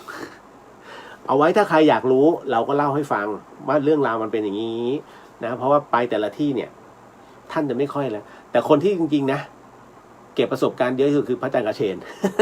ไปกับหลวงพี่ทุกที่อันนั้นน่ะเยอะกว่าผมเยอะนั่นนะฮะก็เลยเป็นอะไรที่ข้อมูลของท่านส่วนตัวเนี่ยผมก็จะรู้เยอะหน่อยนะฮะ ไม่เป็นไร ที่ใครที่มัน นะฮะวันนี้มีคนถามพอสมควรฮะกับคำถามที่ถามเอาไว้นะฮะก็จะมีอย่างผมขึ้นแคปชั่นไว้ว่าในเรื่องของเราอะไรนะคุยกับจะพบเจอวิญญาณใช่ไหมนะฮะสามารถพบเจอวิญญาณได้อย่างไรอะไรยังไงนั่นแหละฮะเดี๋ยวก็ต้องมานั่งคุยกันนิดนึงนะฮะอนันต์บอกว่าสวัสดีครับพี่เลียวสวัสดีฮะเดี๋ยวขออนุญาตทักทายแป๊บหนึ่งฮะนะครับแองจี้สวัสดีค่ะสวัสดีตอนเลยครับพี่เลียวสวัสดีค่ะนะคุณจิตนะครับกราบในเมตตาของพระอาจารย์ให้คุณเลียวแจกญาติโยมเจ้าค่ะสาธุครับนะฮะเอาละ คุณใกล้ลูกบอกสวัสดีค่ะวันนี้มาสายไม่เป็นไรฮะ เอานะฮะคืออย่างนี้มีหลายท่านที่สงสัยคืออย่างนี้ฮะที่มาที่ไปเพราะว่าพอดีมีญาติธรรมคนหนึ่งนะครับบ้านเขาเนี่ยข้างบ้านเขาเป็นโควิดแล้วคราวนี้เขาเสียชีวิตก็อย่างที่รู้กันว่าพอเสียชีวิตคนเป็นโควิดอ่ะเสียชีวิตแล้วต้องเผาทันทีแต่คราวนี้พอตกกลางคืนก็ปรากฏว่าเดี๋ยวผมบอกก่อนคุณผู้ฟังครับสิ่งที่ผมกำลังจะเล่าให้คุณผู้ฟังได้ยินได้ฟังเรื่องราวต่อไปนี้นั้นอย่าเชื่อ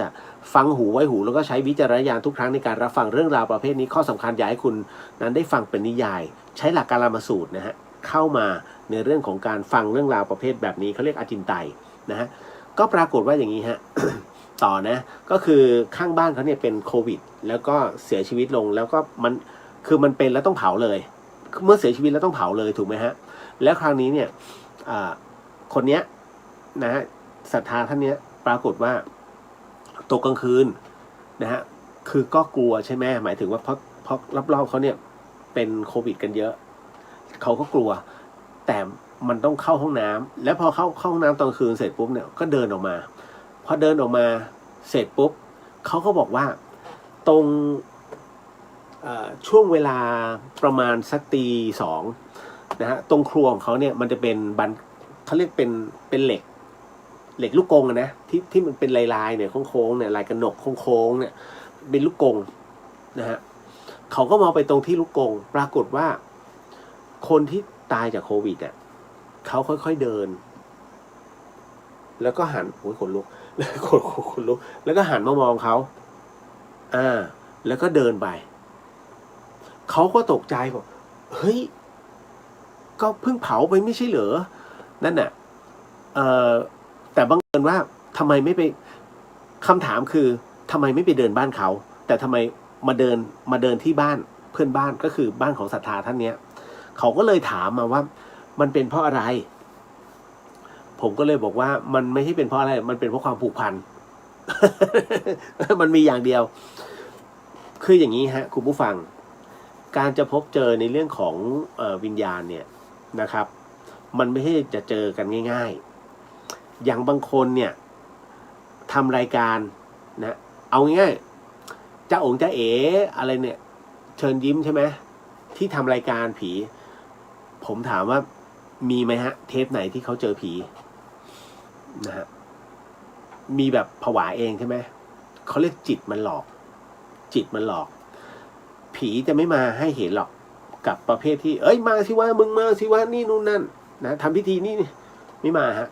ทำไมจึงมาไม่ได้หรือว่าทำไมจึงไม่สำแดงให้เห็นอันที่หนึ่งผมบอกแล้วว่าวิญญาณคือหน่วยพลังงานที่เล็กมาก16จูลก็ยังยืนยันอยู่2วิญญาณยังไม่เจอวิญญาณนั้นจะไม่สามารถสัมผัสให้คนที่มีจิตหยาบมาสัมผัสได้จิตหยาบคืออะไรหมายถึงว่าจิตที่มีความมุ่งมั่นและตั้งใจอันนั้นคือจิตหยาบ กับคนที่กับประเภทบุคคลที่มีจิตที่บริสุทธิ์อย่างเช่นกึ่งบริสุทธิ์แล้วกันอาจจะผิดศีลบ้างแต่มีความตั้งใจหนึ่งในเรื่องของการปฏิบัติสมาธิ2เป็นคนที่หมั่นในเรื่องของการสวดมนต์ภาวนาและแผ่เมตตาอยู่เสมอหรือว่าเป็นนักปฏิบัตินั่นแหละนะฮะแล้วก็ 3มีจิตที่ค่อนข้างจะละเอียดอ่อน ดังนั้นเหตุปัจจัยทั้งหมดทั้งมวลเนี่ยฮะนี่คือจุดหนึ่งที่เขาจะมาให้เจอแต่มันต้องมีองค์ประกอบฮะ เพราะฉะนั้น อย่างที่ 1สถานที่นั้นต้องมีเรื่องราว2นะฮะ ขออภัยฮะ1 สถานที่ต้องมีเรื่องราว2อุณหภูมินั้นนะฮะต้องได้คือความชื้นสัมผัสต้องได้3นะฮะคนคนนั้นต้องมีความเกี่ยวเนื่องเกี่ยวข้องแล้วก็มีความสัมพันธ์กับผู้ที่เสียชีวิตอยู่แล้วถึงจะสามารถสื่อสารหรือว่าพบเจอได้นั่นนะฮะ เหตุปัจจัยสำคัญนะครับซึ่งทั้งหมดทั้งมวลเนี่ยสมมุติว่าเราไม่ใช่แล้วเข้าไปอย่างที่บอกพวกไปบุกบ้านผีไม่เจอหรอกแต่เขาจะเจอฮะเขาจะเจอตอนไหนเขาจะเจอต่อเมื่อเขากำลังตกคำว่ากำลังตกหมายถึงอะไรคำว่ากำลังตกนั้นหมายถึงว่า ธาตุทั้ง4ไม่เท่ากันเรายังมีแรงสนุกสนานเฮฮาปาร์ตี้เพราะธาตุ4มันได้ไม่ใช่ธาตุ4ตากิเลนนะไม่ใช่อันนั้นยาธาตุของเราเนี่ยดินน้ำไฟลมเนี่ยนะฮะมันยังสมบูรณ์อยู่แต่เมื่อไหร่ก็ตามที่อะไรอันหนึ่งพร่องลงอะไรอันหนึ่งพร่องลงหมายถึงว่านั่นคือล้มหมอนนอนเสือแล้วธาตุเริ่มอ่อนแรงเมื่อนั้นจะมาสิ่งที่เขาทำไว้เขาจะมาทันทีเพราะว่าอะไรคุณเริ่มเขาเรียก เขาเรียกว่าสัญญาณชีพเนี่ยอ่อนแอกับเขาอ่อนแอกว่าเขาฮะเขามาทันทีตอนนี้แหละเรียบร้อยไม่ถึงตายแต่มันจะมีบางอย่างฮะเขาเรียกผ่อนส่งไปทีละนิดทีละนิดเพราะผมถึงได้บอกอย่าเพิ่งไปทำอะไรที่มันไปคือถามว่ามันดีตรงที่เรตติ้งขึ้นมันดีแค่ช่วงนั้นแต่ทุกครั้งที่เป็นการกระทำเนี่ยในการที่ไปโวกเวกโวยวายซึ่งมันเป็นพื้นที่ของชาวบ้านเขาด้วยนะฮะมันไม่เป็นผลดีกับตัวเราทั้งในตัวเราด้วยทั้งในแง่กฎหมายด้วยผมถึงได้พยายามจะบอกอยู่เรื่อยๆนะฮะสังเกตไหมว่าทำไมเดอะช็อคสมัยก่อนนั้นออกอยู่บ่อยๆ นะฮะออกแต่ต้องทำบุญไม่ทำบุญซวย นะฮะป๋องจึงต้องเลี้ยงโต๊ะจีนผีเยอะๆนั่นนะฮะมันเป็นเนี่ยตอนนี้ก็คือบุญเกื้อหนุนไงสิ่งที่กระพลทำนะฮะเวลาป๋องเลี้ยงป๋องไม่ได้เลี้ยงโต๊ะเดียวนะฮะผมยังเลี้ยงโต๊ะเดียวป๋องเลี้ยงเพียบเลยเป็น100 โต๊ะสรรพสิ่งย่อมมีเสมอทั้งหมดทั้งมวลเทวดายังมีเลยคุณครูบาอาจารย์ท่านไม่เคยปฏิเสธเรื่องเทวดาผมก็บอกแล้วหลวงปู่ศิลป์เวลาท่านเทศท่านก็พูดถึงในเรื่องของเทวดาถวยเทพเทวดาจะมาหลอกเราทำไมล่ะพระสุปฏิปันโนนะฮะแล้วทุกรูปไปนู่นเทวดามาโมทนานะพวกมึงสวดมนต์ไปเนี่ยครูบาอาจารย์หลายๆรูปหลวงตาบัวก็บอกเราก็สวดมนต์ต่อเอานั่งสมาธิไปนะเทวดาก็จะได้บุญด้วยเทวดาในที่นี้นี่หมายถึงว่าเทพประจำตัวเราก็จะได้บุญด้วยนะฮะเพราะฉะนั้นเนี่ยทั้งหมดทั้งมวลเนี่ยถามว่ามีจริงไหมตอบไม่ได้แต่ผมเชื่อมั่นว่าครูบาอาจารย์ไม่มีเหตุผลในการหลอกถูกไหมฮะจะมาหลอกทำไมในเรื่องของการปฏิบัติธรรมนะครับเห็นไหมมันคือเหตุและปัจจัยนะฮะเมื่อถึงเวลาเราจะรับรู้เองนะครับบางคนถึงแบบโอ้โหลงทุนฉันต้องเห็นให้ได้ นะไปป้ายตาหมานะฮะไปเอาน้ำตาหมามาป้ายตาตัวเองเพราะมีความเชื่อว่าหมาเห็นผี นะฮะผมละงงเลยแล้วสุดท้ายต้องไปล้างตาเกือบบอด เชื้อโรคทั้งนั้นนะฮะ อันนี้เก็ตแล้วนะสำหรับผู้ที่สงสัยนะครับเรื่องราวของการอยากเห็นเรื่องวิญญาณนะฮะไปทำบุญซะสำหรับที่เขามานะฮะถ้ามีโอกาสนะทำบุญออนไลน์ก็ได้ดูวัดไหนวันไหนก็นิดนึง5 บาท 10 บาททำเถอะได้เหมือนกันฮะ ต่อมาอันนี้เป็นข่าวเจอแล้วพี่เรียวครับพระยิงปืนได้ไหมวันนี้มีข่าวพระใช้ปืนยิงโยม เห็นแล้วครับ พระยิงปืนได้ไหมก็ยิงได้นะไม่แปลกแต่ไม่ใช่ปืนจริงนะ ผมไม่เห็นหลวงพี่เล่นก็มีเด็กน้อยอยากได้ปืนหลวงพี่น่าจะเป็นที่เดี๋ยวนะ ไม่ชุมพรก็อุบลมีสองที่เนี้ยคือท่านเดินไปกับผม เด็กอยากได้ปืน แม่ไม่ซื้อให้ หลวงพี่ท่านเป็นคนรักเด็ก ก็เลยซื้อปืนให้ ปืนเด็กเล่นเนี่ย เสร็จปุ๊บ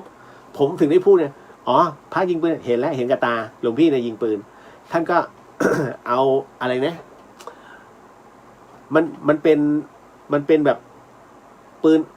แป๊บผมก็เห็นนะเล่นกับเด็กแป๊บหลวงพี่สำรวมนะ หลวงพี่สำรวมอาการนิดนึง นะคนเขามองไม่เป็นไรเสร็จปุ๊บท่านก็ให้ เด็กก็ดีใจนั่นน่ะพระยิงปืน แต่อันนี้ไม่ใช่ที่เป็นข่าวอันนั้นไม่ใช่แล้ว นะฮะมีนะฮะพระยิงปืนนะครับ แต่คราวนี้พระพุทธองค์นั้นมีในส่วนของ ในสมัยพุทธกาลนะฮะก็จะมีพวกขโมยขโจรเนี่ยมันเยอะก็จะมีพระสงฆ์รูปหนึ่งนะฮะที่มีมีดดาบเอาไว้ซึ่งพระพุทธองค์นั้นท่านก็บอกเสมอครับว่าเป็นพระนะฮะเราต้องสละแล้วทุกอย่างถ้าจิตใจนั้นยังคิดว่าจะต้องฆ่าฟันคือปาณาติบาตนั้นอย่าเพิ่งบวชนะฮะยังไม่พร้อมที่จะบวชเพราะฉะนั้นเนี่ยท่านจึงบัญญัติในเรื่องของศีลปาณาไว้ด้วยนะฮะคราวนี้ในกรณีตรงนี้นะครูบาอาจารย์ท่านก็จะบอกถ้าจะต้องเดินไปบิณฑบาตนะจงหลีกเลี่ยงเส้นทางที่มองว่าอันตรายนะฮะแล้วทำไมพระพุทธองค์นั้นจึงห้ามศึกได้จำได้ไหมฮะมีอยู่ตอนหนึ่งซึ่งเขาเรียกว่าถ้าสมัยก่อนเขาเรียกว่าฝ่ายยักษ์นะฮะกับฝ่ายอีกอันหนึ่งอ่ะ ที่อันนี้เหตุการณ์นี้เกิดขึ้นที่ศรีลังกาแต่ปรากฏว่าพระพุทธองค์นั้นเห็นรู้สึกว่าท่านเห็นด้วยพยานรู้ว่าฝ่ายทมิฬกับสิงหนนะตอนนั้นนะสมัยก่อนนู้นเลยนะฮะรบลากันฆ่าฟันกันถ้าทิ้งเอาไว้เนี้ยประชาชนที่เขาไม่รู้เรื่องเนี่ยจะเดือดร้อนพระพุทธองค์จึงรีบเสด็จมาเลยทันทีด้วยอภิญญาของท่านฟับถึงเลยฮะพอถึงเลยอยู่ท่ามกลางสมรภูมิตกใจพระพุทธเจ้ามาทั้งหมดหยุดเลยฮะหยุดศึกนั้นทันทีพระพุทธองค์ก็เลยขอบิณฑบาตหยุดเถอะนะฮะตั้งแต่นั้นเป็นต้นมาศึกระหว่างทมิฬกับสิงหนจึงหยุดไปเป็น100 ปีฮะหลังจากที่พุทธองค์มรณภาพไปแล้วถึงได้เริ่มกันใหม่คืออย่างนี้เรื่องของเรื่องก็คือว่าที่ผมยกตัวอย่างเนี่ยเป็นเพราะว่าอะไรก็เพราะว่าบารมีพระพุทธองค์นั้นท่านมีชื่อเสียงท่านมีบารมีอยู่แล้วแล้วท่านเป็นผู้เผยแผ่ธรรมะอยู่แล้วดังนั้นเนี่ยเวลาไปตรงไหนทุกคนรับรู้เพราะฉะนั้นอย่างเราไม่มีชื่อเสียงเลยและอยู่เนี่ยนะฮะจะเข้าไปในส่วนที่เขาเป็นขโมยขโจรเยอะแยะไปหมดเลยถามว่าจะปล่อยไม่ปล่อยหรอกแต่ถ้าสมมุติหลวงปู่หลวงตาที่มีชื่อเสียงในเรื่องของบำเพ็ญกรรมฐานเนี่ยเข้าไปและเพื่อขอบิณฑบาตในเรื่องของนิสัยผมว่ามีสิทธิ์ยอมเปลี่ยนใจด้วยซ้ำเห็นมันต้องอาศัยบารมีด้วยนะฮะแต่กรณีตรงนี้เนี่ยเห็นว่าด้วยอารมณ์เนี่ยภาวะอารมณ์นะครับไม่สมควรครับพระจะถือปืนเนี่ยไม่ใช่หน้าที่พระ นะถ้าอยู่ในร่มผ้ากาสาวพัสแล้วก็คงจะต้องยินยอมฮะถ้าจะทำอะไรก็ต้องปรงฮะเพราะถือว่ามันเป็นส่วนที่ถูกลิขิตมาแล้วไม่งั้นต้องรีบออกมาต้องรีบถอยออกมาเหมือนกับจำได้ไหมฮะหลายปีก่อนพระทางภาคใต้ขอพกปืนแต่คณะสงฆ์เนี่ยไม่ยอมแต่ถ้าเป็นคฤหัสถ์เนี่ยจะพกปืนเพื่อป้องกันวัดน่ะได้นะฮะหลายปีแล้ว นะฮะในช่วงนั้นอันนี้ถือว่าปาราชิกนะฮะนะครับต่อมาสิ่งศักดิ์สิทธิ์คำสาปอาถรรพ์บนโลกใบนี้เกิดขึ้นได้อย่างไรเคยสงสัยไหมเนี่ยสุดยอดมากใครตั้งคำถามมาโมทนาสาธุ นะฮะสิ่งศักดิ์สิทธิ์คำสาปอาถรรพ์บนโลกใบนี้เกิดขึ้นได้อย่างไรเคยสงสัยกันไหมฮะคำสาปแช่งนะฮะสิ่งศักดิ์สิทธิ์ขอ แล้วไม่ใช่ที่ประเทศไทยมีทั่วโลกฮะแล้วทั่วโลกนั้นเมื่อขอแล้วเป็นจริงๆสมมุติว่าลบหลู่ที่นี่ตายจริงๆเฮ้ยมันเกิดขึ้นได้ยังไงมันมีของจริงเลยเหรอนะฮะเห็นไหมน่าคิดนะครับคำตอบนะครับทุกอย่างคือกาลมาสูตรนะครับในส่วนตรงนี้นะครับผมเคยตอบเรื่องนี้เยอะมากนะครับแต่มันเป็นส่วนที่ผมเนี่ยพิจารณาเองแต่ถ้าท่านอื่นอยากพิจารณาอย่างอื่นไม่ผิดนะครับกรณีของสิ่งศักดิ์สิทธิ์คำสาปอาถรรพ์บนโลกใบนี้ถ้าคุณตั้งข้อสังเกตทั้งหมดทั้งมวลเนี่ยมันเกิดจากอะไรเกิดจากมนุษย์หรือเปล่าผมบอกเลยมนุษย์เนี่ยแค่0.001ทั้งหมดทั้งมวลเกิดขึ้นเพราะธรรมชาติฮะจริงๆพระองค์ยังบอกเลยทั้งหมดนี่คือธรรมชาตินะฮะสิ่งรอบๆเราคือธรรมชาติทั้งนั้นเลยเกิดแก่เจ็บตายเหมือนกันหมดแต่คราวนี้ปรากฏว่าสิ่งศักดิ์สิทธิ์นั้นเกิดเริ่มต้นนะเพราะโลกสร้างขึ้นมันมีสิ่งมีชีวิตขึ้นมาแต่ละอันขึ้นมามีต้นไม้ขึ้นมามีสัตว์ทั้งหลายขึ้นมามีน้ำในน้ำก็ยังมีสัตว์บนอากาศมีอากาศก็ยังมีสัตว์ทั้งหมดทั้งมวลนั้นเกื้อหนุนซึ่งกันและกันเป็นวัฏจักรถูกไหมครับแต่ในขณะเดียวกันนะการใช้ชีวิตของมันนะเนื้อกินเนื้อถูกไหมฮะเนื้อกินสัตว์เนื้อกินพืชแล้วแต่สัตว์แต่ละชนิดแต่ทั้งหมดทั้งมวลนั้นธรรมชาติสร้างมาเพื่อเป็นวัฏจักรและคราวนี้สิ่งศักดิ์สิทธิ์คำสาปอาถรรพ์บนโลกใบนี้คืออะไรผมเชื่อมั่นว่าบนโลกใบนี้ไม่มีใครอยากตายฮะแม้กระทั่งสัตว์ทั้งหลายเมื่อเสือฆ่าลูกกวางแม่กวางเข้ามาขวางแทนงั้นกินฉันละกันเพื่อให้ลูกกวางรอดถามว่านะตรงนี้สิ่งสุดท้ายมันส่งสัญญาณลูกไปเถอะแม่ตายแทนนะฮะลูกกวางนั้นไปเสร็จปุ๊บมึงฝากไว้ก่อนเถอะถ้าเป็นไปได้ขอให้กรรมตามสนองมึงนี่เจ้าเสือ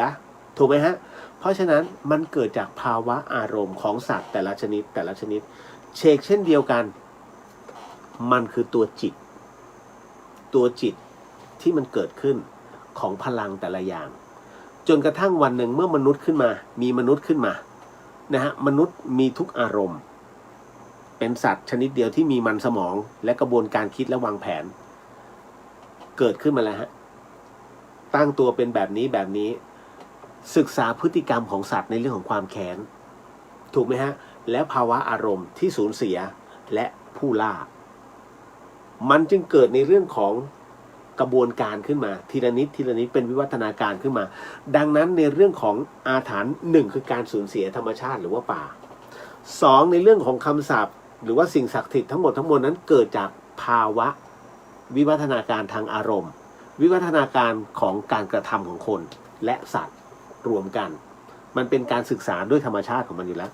มันมาตั้งแต่โบราณเลยเพราะฉะนั้นคุณจะไปจับต้นชนปลายเนี่ยนะว่าอ๋อมันเกิดขึ้นเพราะว่าอีตาคนนี้ไปทำตากอไก่ไปทำน้องงองู มันอันนี้ก็เป็นนิยายไปหน่อยนะฮะอันนี้ก็คือสำหรับผมถึงได้บอกว่ามันเป็นการจับนะมันคือธรรมชาติเนี่ยที่ก่อเป็นกระบวนการขึ้นมามันจึงเกิดคำว่าสิ่งศักดิ์สิทธิ์คำสาปอาถรรพ์บนโลกใบนี้ขึ้นมาและมนุษย์จะเป็นผู้เรียนรู้ต่ออีกทีหนึ่งนั่นแหละฮะมันจึงเกิดขึ้นเห็นไหมแล้วพลังต่างๆเนี่ยปฏิเสธไม่ได้ว่ามันมีจริงๆกระทั่งครูบาอาจารย์บางท่านยังบอกเลยอย่าไปทำตรงนั้นนะต้นนี้เขาเป็นต้นตะเคียนยืนต้นนะเทพเขาอาศัยอยู่แล้วก็ไปเคาะอยู่ด้วยกันมีครูบาอาจารย์หลายๆรูปนะครับ ก็เลยบอกเอาไว้นะครับอันนี้คือเป็นกระบวนการนะตรงนี้นะจ๊ะจบไป1คำถาม ขออนุญาตนิดนึงทักทายกันก่อนนะครับคุณปฐมพรบอกขอแสดงความเสียใจอ๋อครับผมก็บอกเขาไปแล้วน้องๆหลายคนก็มาขอในเรื่องของความเห็นนะตรงนี้ว่าควรจะทำยังไงก็ตอบเข้าไปแล้วเพียงแต่ว่าผมขอคำถามน้องเข้ามาเป็นเหมือนกับเนี่ยมาถามตอบกันในรายการให้รับรู้เลยว่าไอ้กระทู้แบบนี้นะฮะ เราควรจะทำยังไงต่อไปให้เป็นวิทยาทาน เพราะฉะนั้นผู้ที่วายชนเนี่ยเขาก็ได้เขาได้บุญไปด้วยอันนี้ส่งผลบุญไปด้วยนะครับ มันมีเหตุนะฮะผมไม่ได้เอาเรื่องคนตายมาล้อเล่น แต่ผมเอาเรื่องราวตัวนี้เอามาเพื่อที่จะพูดออกไปแล้วเป็นการแก้ไขแล้ว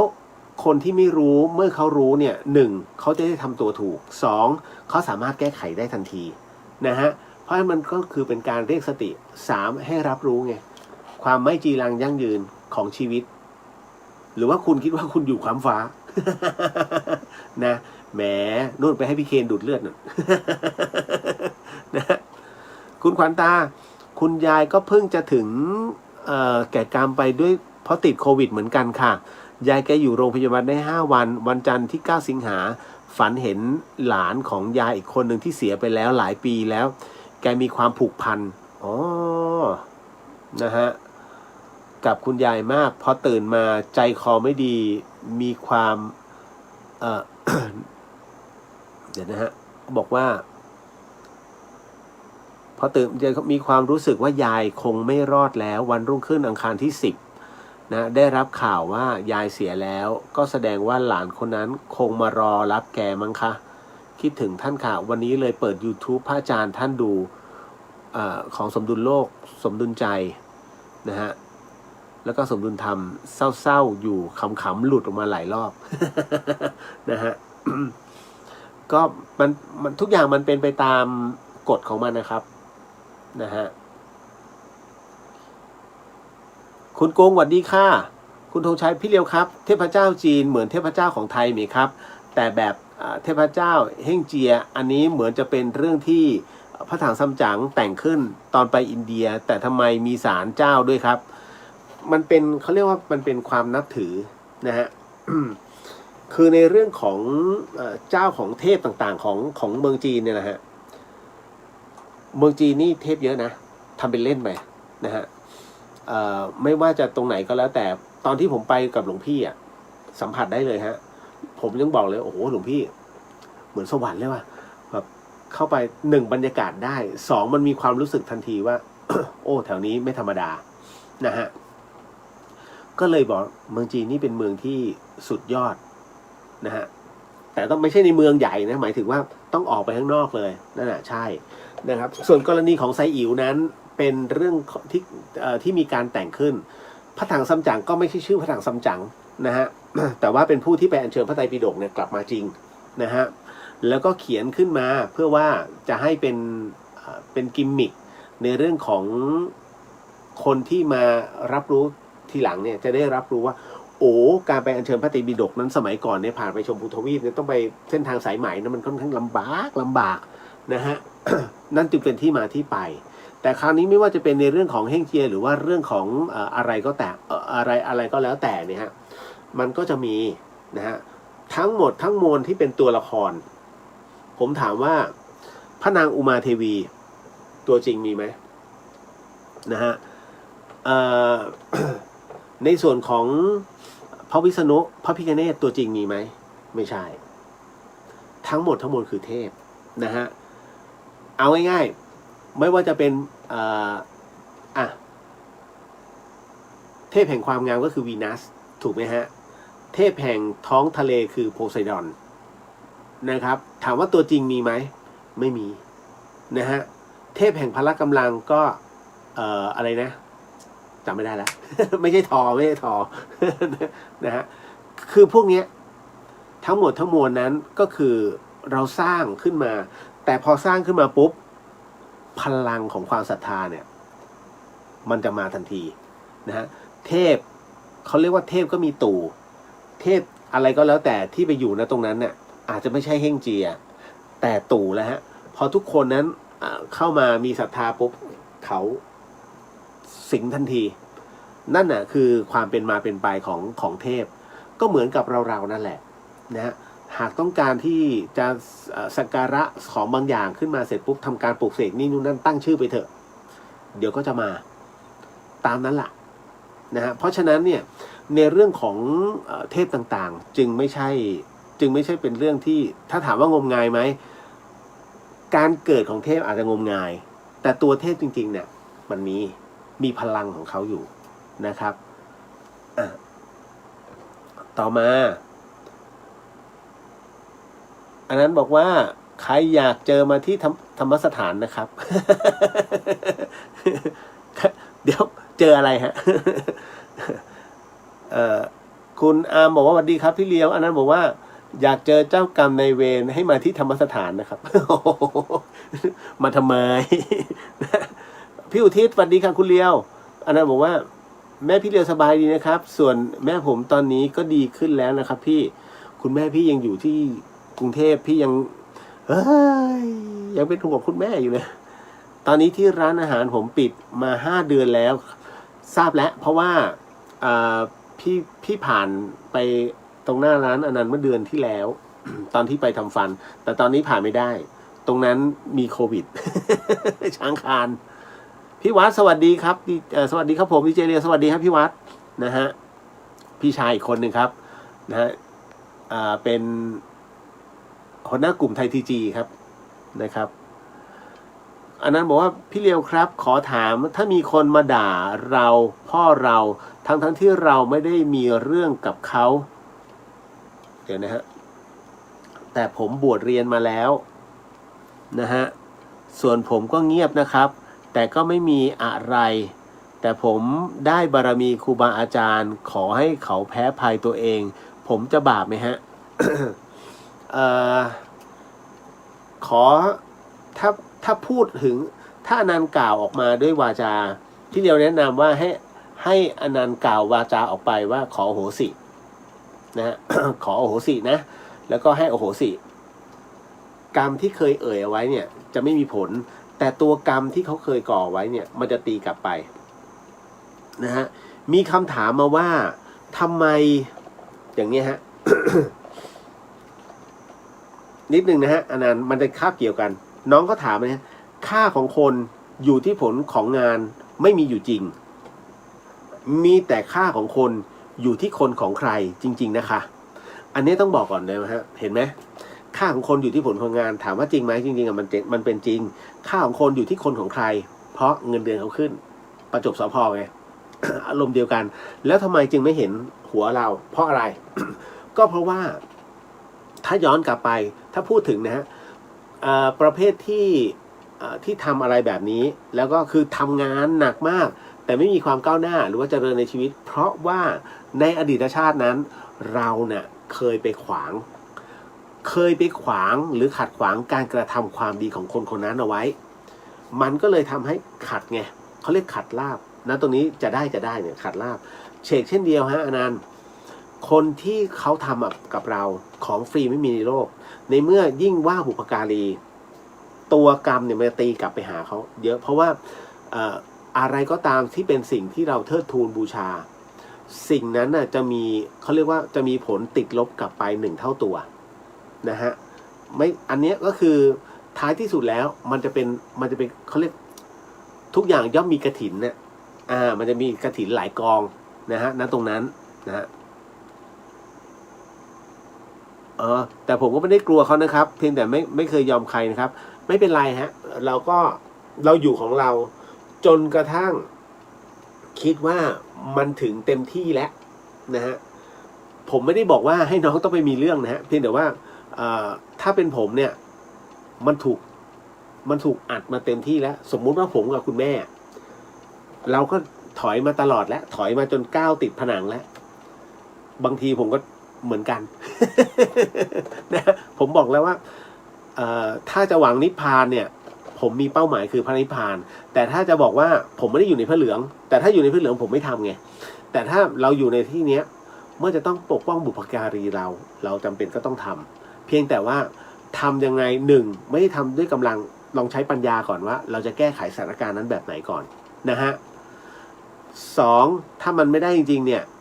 มีเครื่องไม้เครื่องมือช่วยไหมอย่างเช่นเพื่อนเราทนายตำรวจอะไรก็ว่าไปนะฮะแต่ถ้า3สมมุติว่ามันต้องปัจจุบันทันด่วนในการตอบโต้ก็ต้องว่ากันอีกเรื่องหนึ่งต้องให้เขาทำมาก่อน ค่อยตอบโต้นะฮะทำไมถึงต้องเป็นเช่นนั้น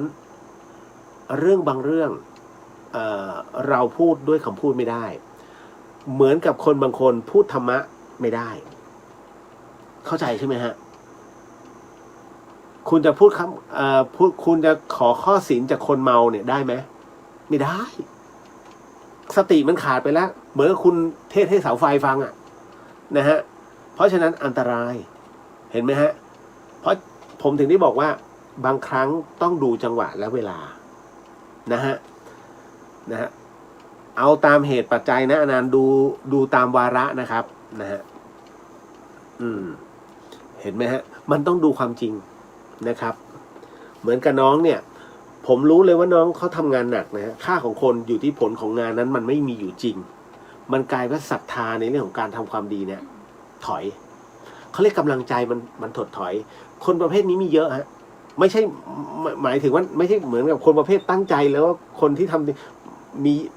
คนไม่หมายถึงว่าประเภทนะไม่ใช่นะคำว่าคนประเภทนี้มีอยู่เยอะหมายถึงว่าคนที่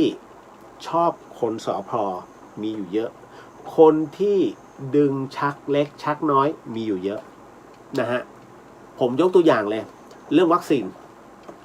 ที่มันมีข่าวคือเราเนี่ยผมบอกแล้วว่าโลกใบนี้ปัจจุบันแทบจะโกหกกันยากมากเพราะข้อมูลต่างๆบนโลกบนโลกของไซเบอร์มันเร็วมากคีย์กันแป๊บเดียวเดี๋ยวก็รู้แล้วนี่รู้นะมันจะมีแหล่งที่มาที่ไปเพราะฉะนั้นนักสืบโซเชียลเนี่ยมันเก่งกับที่มาบอกอ่ะในส่วนของวัคซีนกองทัพถูกไหมฮะถ้าสาวจริงๆเนี่ยเจอเลยเพียงแต่เขาขอหยุดก่อนเพราะว่าอะไรนะทุกอย่างลงตัวแล้วจริงๆไม่ลงตัวมันลงตัวไม่ได้เพราะว่ามันเกิดข้อผิดพลาดจะไปโทษ Google Plan เหรอเขาใช้กันทั่วโลกนะฮะถูกไหมฮะจะไปโทษในเรื่องของอะไรนะExcel ไม่ใช่แล้วเพราะว่า HR จะมีรายชื่ออยู่แล้วถูกไหมครับพอพยาบาลหรือเป็นข่าวเนี่ยเขาร้องขึ้นมาเขาร้องให้เป็นข่าวขึ้นมาถึงมาแก้ตัวคือทุกอย่างเนี่ยผมถึงได้บอกว่าเราติดในเรื่องของมุสากันตั้งแต่ผู้นำประเทศพอมุสาเสร็จปุ๊บทุกอย่างมันจะดูไม่น่าเชื่อถือแล้วก็มุสากันตลอดมันเป็นกระบวนการเลยระบบทุจริตต่างๆมีไหมมีทุกอนูเลยฮะพอลื้อกันไปเนี่ยมีทุกอนูเลยฮะการทุจริตชีวิตไงเพราะฉะนั้นในเรื่องของวัคซีนเอาก่อนวะอย่างน้อยเอาก่อนวะหมอยังไม่เว้นเลย เอาญาติมาก่อนนะฮะเห็นไหมฮะมันมีอะไรหลายๆอย่างนะครับเพราะฉะนั้นเนี่ยอะไรที่มันทำให้นะมันก็ต้องทำก่อนถูถ่ายกันไปก่อน แต่มันไม่ดีไงฮะนะครับเราก็รู้ว่าแถทุกคนก็จะรู้ว่าแถแต่เขายังแสดงนั่นน่ะแสดงว่าเหมือนกับไม่รู้อะอย่างวันนี้คุณติ๊กรูปหล่อ ติ๊กเจษฎาพรผลดีนะฮะคุยกับอาจารย์เจษฎาเด็ดดวงบริพันธ์นะฮะกรณีของผู้ที่ตอนนี้ได้รับผลกระทบโควิดต่างๆมากมายเลยทีเดียวนะฮะรายได้เขาลดหวบทุกวิชาชีพติ๊กถามอาจารย์เด็ดดวงบอกว่าผมอยากรู้ว่าข้าราชการเงินเดือนลดมั้งไหมฮะอาจารย์หัวเราะเลย มันก็ได้ช้าหน่อยแต่ไม่ลดหรอก เห็นไหมฮะทั้งหมดทั้งมวลเนี่ยมันมีอะไรหลายๆอย่างในกระบวนการเพราะฉะนั้นเราอย่าไปเป็นพวกของเขาพอแล้วฮะในเรื่องของการมุสานะครับเวลาเอาง่ายๆคุณจะรู้ว่าเรานิสัยเนี่ยศีลตรงไม่ตรงวันหนึ่งปรากฏว่านั่งตดอยู่ปืดอุ้ยตดเหรอเปล่าไม่ใช่ของฉัน ถ้าเมื่อไหร่ก็ตามเนี่ยนะที่ประเทศเปล่าหรือว่านั่งหน้านิ่งๆ ไม่เกี่ยวกูมองฟ้ามองดินนะนั่นแหละมุสา นะฮะให้รู้ไงให้รู้ เขาเรียกเช็คศีลตัวเอง นะครับอันนี้มาถึงคุณเรียวคะพระที่ไปร่วมประท้วงตามในภาพ ตามสื่อนั้นใส่ของขลังมาด้วยเขาทำได้ด้วยหรือคะจ่ายแล้วว่าจะไม่พูดเรื่องการเมือง อ๋อไม่ได้พูดเรื่องการเมืองแต่พูดเรื่องของพระแล้วกันนะฮะพระที่ไปร่วมประท้วงผมก็ไปเห็นภาพซะด้วยนะแต่เอางี้นะฮะมันไม่ใช่เรื่องของสงฆ์กิจของสงฆ์มีหน้าที่เผยแพร่พระธรรมนะฮะพระสงฆ์มีหน้าที่เผยแพร่พระธรรมคำสั่งสอนมิใช่พระธรรมประชาธิปไตยนะฮะหรือพระธรรมในเรื่องของไปประท้วงไม่เกี่ยวเพราะฉะนั้นเนี่ยพระเนี่ยท่านมีหน้าที่แค่สังเกตการได้นะฮะคอยห้ามโยมเบาได้ก็เบาอย่างเงี้ยได้นะฮะแต่ถ้าไปประท้วงมันไม่ใช่หน้าที่มันไม่เหมาะสมนะฮะเพราะว่าจีวรค้ำท่านอยู่แล้วเวลาเขาด่าเห็นไหมใช้คำว่าพระน้องถามพี่ก็ถามมาเนี่ยใช้คำว่าพระที่ไปร่วมประท้วงพี่ไม่ได้บอกชื่อมาให้ผมไงถ้าบอกว่าอ๋อพอดีว่าพระอ่างนะฮะพระอ่างเนี่ยเขาไปเดินประท้วงอย่างเงี้ยรู้แล้วว่าชื่อนี้แต่นี้ไม่ใช่พอบอกเขาว่าพระกาดทั่วเลยที่มีอยู่ตั้งหลายแสนลูกเนี่ยเสียหมดเลยเห็นไหมครับผมถึงได้บอกว่ามันไม่ใช่เรื่องของสมณะนะครับอย่างเงี้ยเจอหลวงพ่อชาเรียบร้อยหลวงพ่อคือท่านจะรู้ครูบาอาจารย์รุ่นใหญ่นะจะบ่งครูบารุ่นเด็กๆเนี่ยได้ดีวันหนึ่งนะฮะปรากฏว่าครูบาหลวงพ่อชานะครับท่านก็เรียกพระอุปถากมานวดเสร็จปุ๊บก็จะมีพระรูปหนึ่งเข้ามานะอันนี้พระอาจารย์ชัยสาโรเล่าให้ฟังนะก็มีพระอาจารย์รูปหนึ่งเข้ามา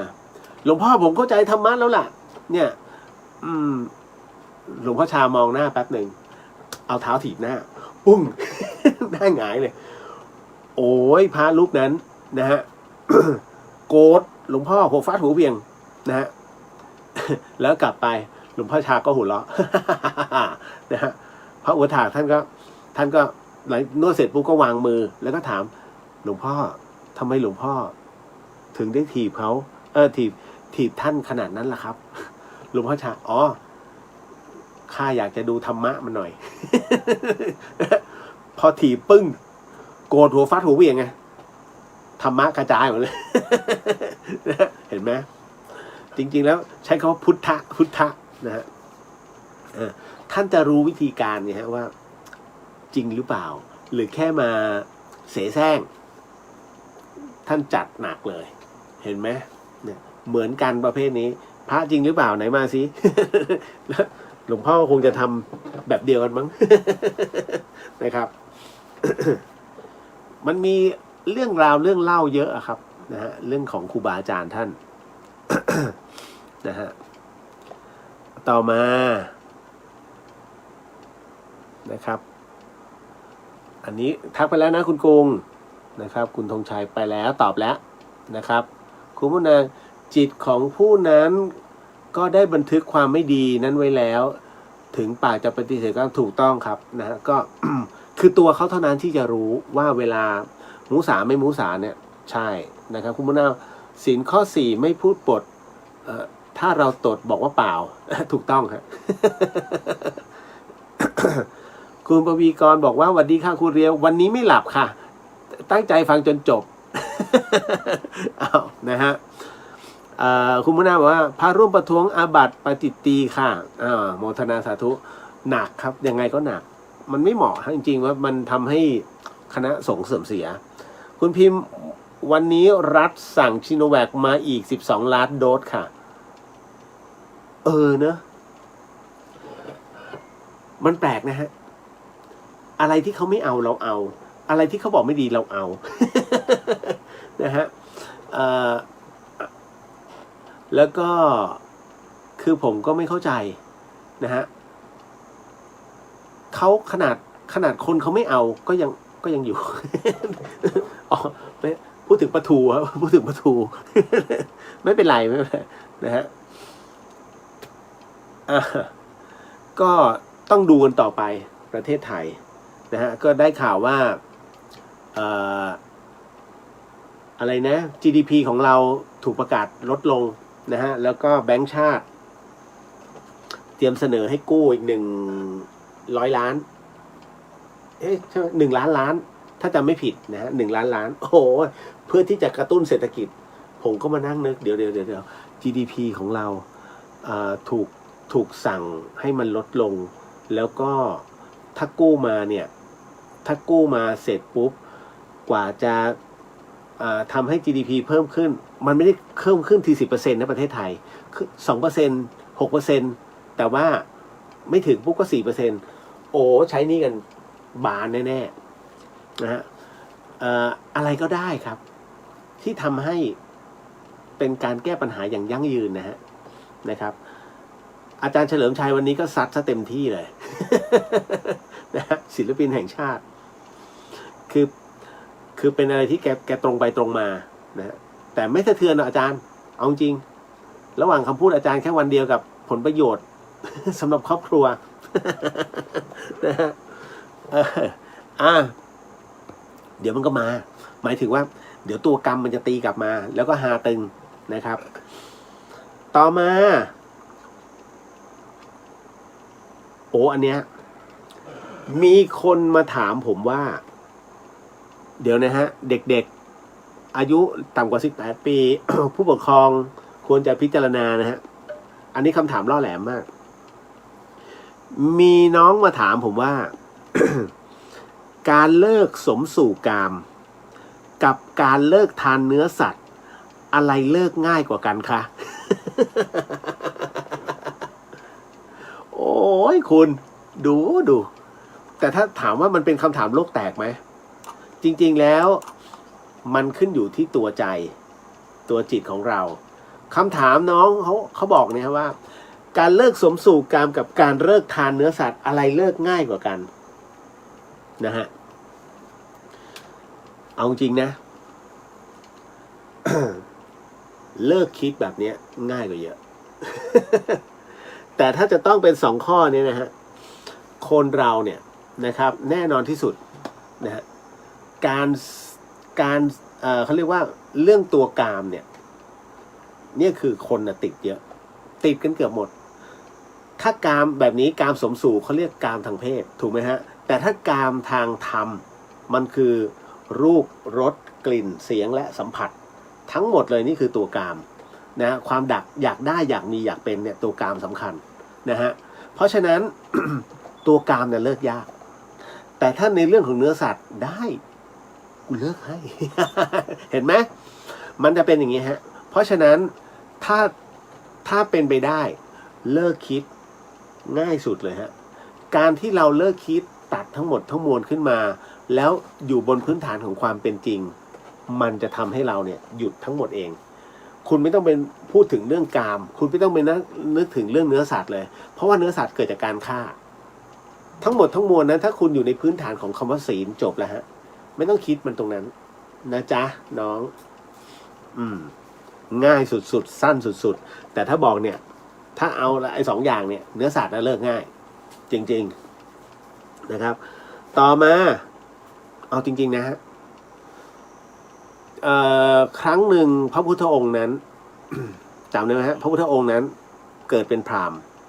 แต่ปรากฏว่าแล้วพระองค์นั้นก็มีภรรยานะฮะแต่ในขณะเดียวกัน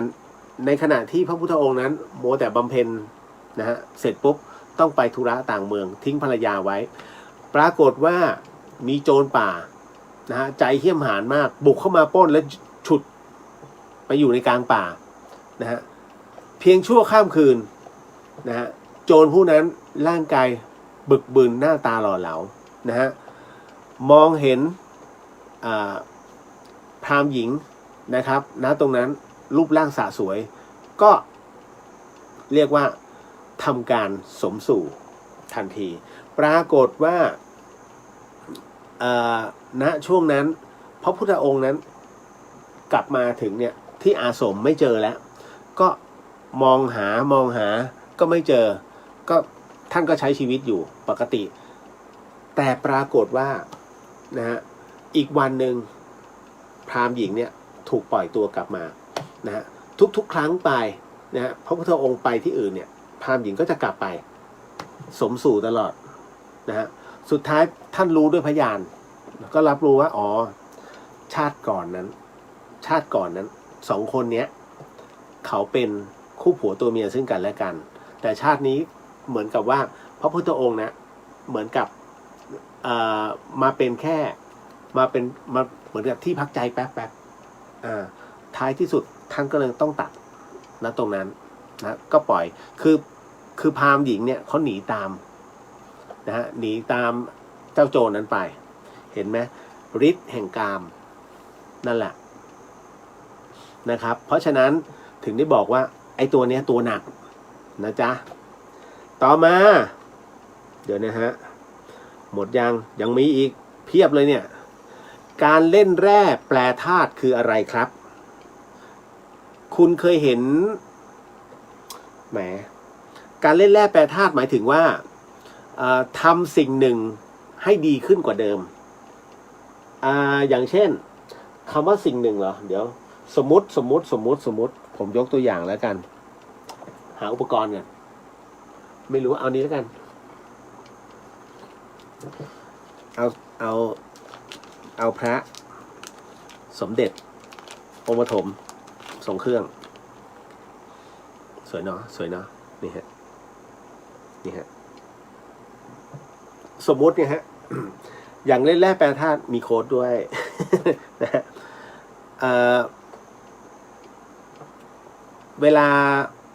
าเราจะทำให้พระพุทธองค์เนี่ยนะฮะหรือว่าใสขึ้นนะฮะหรือว่าสะอาดขึ้นอย่างเงี้ยฮะก็จะใช้วิธีการจับพลังหรือว่าเหมือนกับอธิษฐานนะครับหรือว่าเพิ่มพลังโดยใช้ตัวเราเนี่ยเป็นสื่อแล้วก็เหมือนกับแผ่ลงไปนะฮะพระท่านก็จะใสขึ้นนะครับหรือว่ามีความสว่างเงาขึ้นอันเนี้ยผมเนี่ยเคยเห็นกับตาตรงที่ว่าอาจารย์แม่ชีเพียงเดือนเนี่ยเล่นแร่แปรธาตุจากทับทิมนะจากพลอยซึ่งเป็นพลอยที่มีตำหนิท่านเอาไปจับโดยใช้พลังพีระมิดนะฮะพีระมิดสามเหลี่ยมเนี่ยอัดนะฮะแล้วก็ทำอยู่สัปดาห์นึงเอามาดูทีโอ้โหขึ้นสตาร์เลยฮะเป็นประกายเลยทับทิมนั้นขายได้เป็นแสนผมก็งงเลยหุ้ยแสนเลยเหรอ เพราะว่ามีคนมารับซื้อที่นี่พร้อมใบเซอร์เลยออกใบเซอร์เลยนะว่าเป็นทับทิมที่สวยงามมากนะฮะท่านเล่นแร่แปรธาตุด้วยพลังของท่านเองแล้วถามว่าอันนี้มีคนสืบต่อไหมมันทำไม่ได้มันเป็นเรื่องเฉพาะตนจริงๆฮะเรื่องของการเล่นแร่แปรธาตุนะฮะใครที่บอกว่าโอ้ยเนี่ยฉันทำนู่นทำนี่ได้คุณไปลองก่อนแล้วค่อยมาว่ากันนะมันไม่ทำง่ายๆนะฮะต้องคนที่มีวิชาเก่งแก่กล้ามากแล้วก็พลังจิตสูงมากครับซึ่งคนที่มีพลังจิตสูงในสมัยเนี้ยการันตีว่าน้อยฮะน้อยมากๆใครบอกอาจารย์นั้นผมไม่เชื่อเอาจริงนะฮะแต่ถ้าเป็นครูบาอาจารย์เนี่ยที่เป็นพระกรรมฐานอันนี้ใช่อันนี้ไม่เถียงนะฮะแต่ถ้าเป็นคนธรรมดาผมไม่เชื่อนะครับน้อยจริงๆน้อยจริงถ้าถามว่าขนาดหมอปลามีพลังจิตเล่นแล้วไม่ถึงฮะ นะฮะกรณีวัดดวงแขให้ไปอยู่ในฮอสพิทอลนั้นแล้วท่านไม่ไปขออยู่วัดแบบนี้ถือว่าท่านผิดไหมคะไม่ผิดครับหลวงพ่อวัดดงแขต้องบอกก่อนนะฮะว่าจริงๆวัดดงแขวัดฝ่ายหินสนิทกันเลยนะผมเองเวลาทำเคเบิลทีวีเนี่ยก็เอาไปออกที่ช่องวัดดงแขนะฮะปัจจุบันลองไปดูอัศจรรย์ใจไทยแลนด์นะก็ยังออกอยู่นะเคเบิลทีวีวัดดงแขคืออย่างนี้อันที่หนึ่งนะฮะท่านอยู่ในพรรษายังไงก็ต้องอยู่วัดอันที่สองถ้าท่านจะอยู่ฮอสพิทอลนั้นกฎของสงฆ์นั้นเนี่ยท่านก็แม้จะอนุโลมก็จริงนะครับแต่ว่าท่านยังอยู่ในพื้นที่ท่านยังเป็นสีเขียวอยู่ยังโซนสีเขียวอยู่เพราะฉะนั้นก็สามารถดูแลรูปของท่านเองได้ที่วัดนะครับเพราะฉะนั้นไม่ผิดนะฮะ จะนิมนต์ไปท่านไปไม่ไปมันแล้วแต่ท่านนะครับ แต่จริงๆมันอยู่ในพรรษาท่านอธิษฐานอยู่ตรงนั้นเนี่ยท่านก็ถือว่าท่านทำถูกตามพระวินัยเนาะนะครับ ตามมาด้วยเดี๋ยวนะ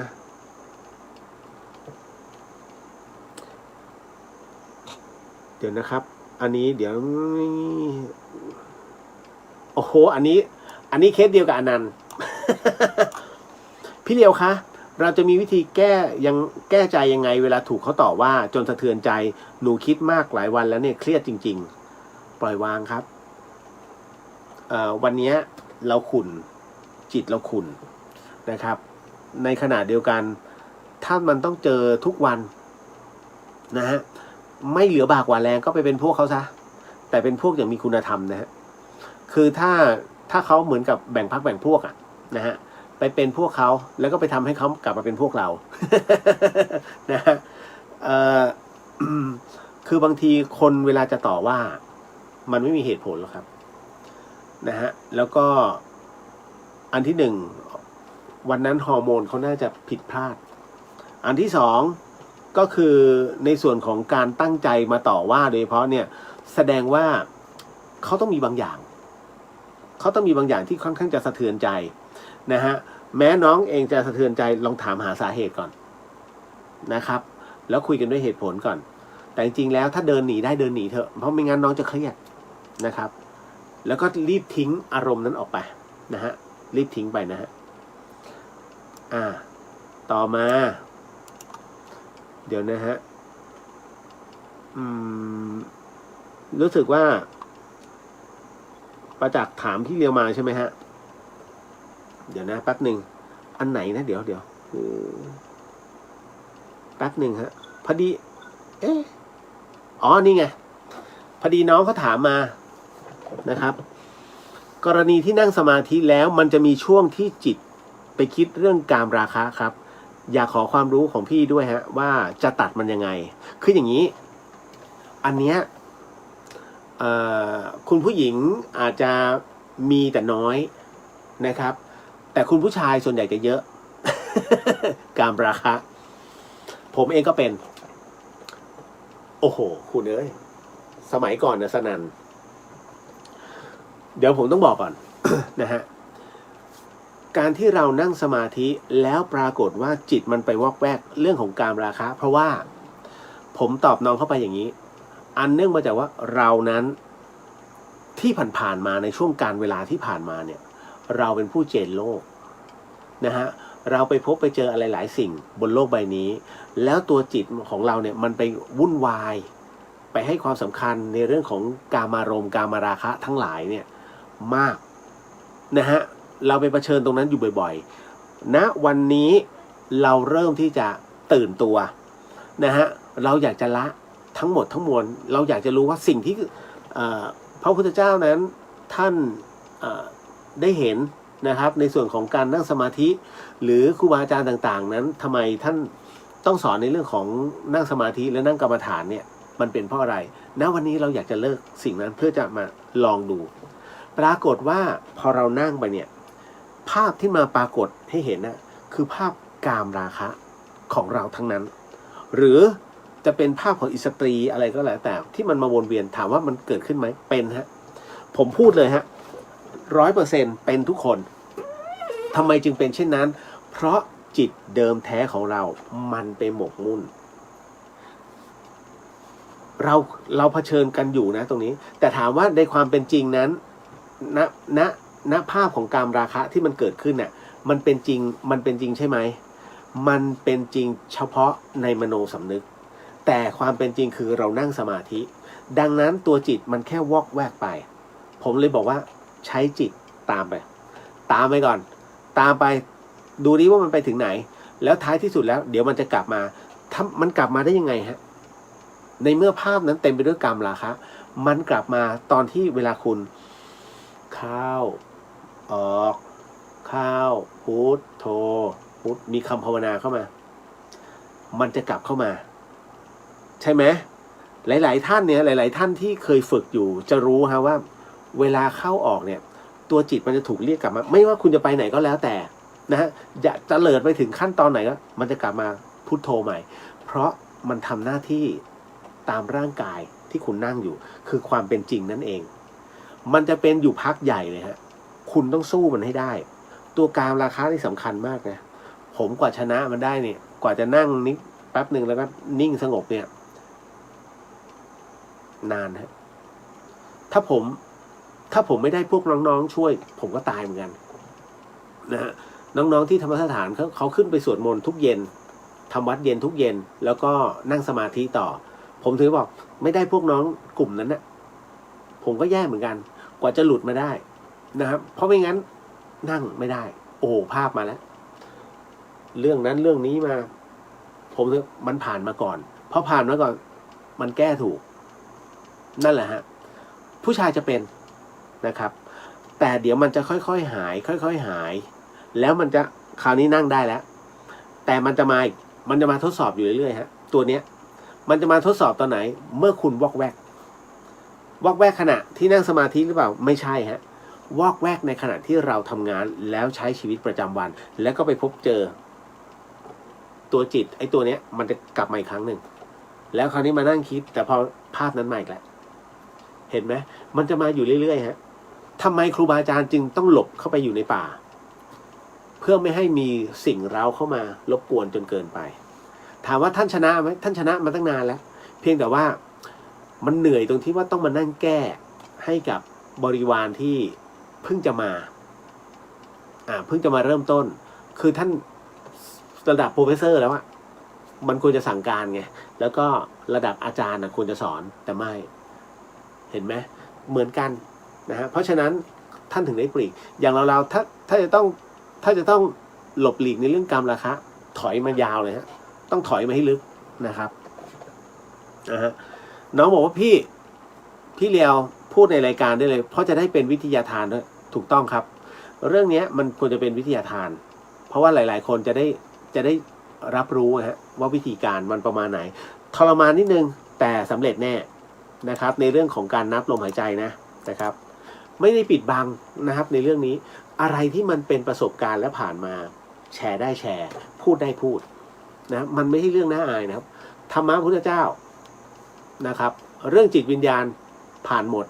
เราก็คือผ่านนะครับคุณธงชัยพี่เลียวครับเมื่อกี้พูดถึงจับพลังนึกถึงตอนที่พระอาจารย์เล่าคืออย่างไรครับพี่คนทั่วไปทำได้ไหมฮะทำได้ครับต้องรู้จักฝึกมันในเรื่องของการจับพลังเมื่อก่อนผมก็สอนออกอากาศแต่ถูกด่า นี่เป็นเรื่องจริงถ้าย้อนกลับไปในผมว่าในไม่รู้ว่าพระอาจารย์ท่านตัดออก YouTube อ่ะนะนานแล้วตั้งแต่โผล่ลงมาหลอนผมจะสอนอยู่2อย่างสอนจับพลังพระกับพลังพระนั้นผมสอนเดือนละครั้งแต่สอนดูตัวเลขเนี่ยออกอากาศเนี่ยเดือนนึงอ่ะจะมีอาทิตย์นึงผมจะสอนวันหนึ่งผมก็จะบอกตัวเลขคู่นี้อันนี้คู่ธาตุคู่นี้คู่ศัตรูคู่นี้คู่สมพลนะฮะวิธีดูยังไงตึ๊กเวลาดูตัวเลขหมายเลขโทรศัพท์ยังไงคือเราก็จะบอกไปแล้วอีหมายเลขโทรศัพท์ที่เลิกดูเพราะว่าตัวกรรมมันตีกลับแก้ชาวบ้านได้แต่ชาวบ้านไม่ทำตามที่เราบอกหมายถึงว่าต้องทำบุญใครไม่จะทำล่ะตื่นดูรายการผมเลิกตี 3มันคงตื่นเช้ามาใส่บาตรหรอกนะฮะเพราะฉะนั้นเนี่ยหมดสิทธิ์เรื่องใส่บาตรให้เรียบร้อยไงมันก็ตีกลับมาที่ผมนะผมก็โอ้โหพังไปอยู่2 เดือน นะแล้วจับพลังนะฮะหมายถึงอย่างของพลังพระอย่างเงี้ยฮะก็แค่จับเสร็จปุ๊บเนี่ยเราก็จะรับรู้แล้วอันเนี้ยมันเหมือนกับว่าเป็นกรรมวิธีของชาวเหนือนะผมดูในโอ้โหสาธุไม่ใช่ท่านเต้นเยอะพลังท่านเต้นเยอะเล่นเอาบึกเมื่อกี้ฮะสั่นเลยคือผมดูสารคดีอ่ะแล้วพ่อวิของเมืองเหนือที่ลำปางบอกว่านี่คือมันเป็นศาสตร์ของคนเหนือนะฮะว่าวิธีการจับพลังพระการวัดพลังท่านอะไรมันเกิดขึ้นได้ยังไงมีความรู้สึกอะไรแบบไหนผมก็เพิ่งรู้ ไม่รู้ว่าใช่ไม่ใช่ แต่ว่าผมมาเป็นที่นี่มาเป็นที่ธรรมสถานนะฮะแล้วก็สอนออกอากาศพอสอนไปเนี่ยบางคนได้บางคนไม่ได้ก็บอกว่าไม่จริงซึ่งผมก็จะบอกว่ามันไม่ใช่ทุกคนที่จะได้นะฮะแล้วพอถึงตรงนั้นถูกพระอาจารย์ตำหนิไม่ใช่หลวงพี่นะหมายถึงอาจารย์ที่สอนผมนะท่านบอกว่ามันไม่ให้มาอยู่จะมาสอนกันกระเหลิกขนาดนี้มันไม่ใช่นะครับเขาต้องมีเขาต้องมีศีลน่ะนะฮะเป็นตัวครอบก่อนนี่แหละครับอันนี้ก็เป็นการพูดคุยกันนะหมดเวลาโอ้โหตายแล้วหมดเวลาเร็วมาก เอาใหม่ไว้คุยพรุ่งนี้ต่อสาธุสาธุสาธุสิ่งหนึ่งสิ่งใดที่ผิดพลาดพลั้งไปขอโอสิกรรมนาทีนี้ไม่ได้ตั้งใจหรือมีเจตนาก็ขอมอบอานิสงส์ผลบุญในค่ำคืนนี้ให้กับคุณผู้ฟังที่ฟังทางสถานี FM 104.50 เมกะเฮิรตซ์ทั้งจังหวัดเชียงใหม่แล้วก็จังหวัดใกล้เคียงรวมถึงคุณผู้ฟังที่ฟังในช่อง YouTube นะฮะ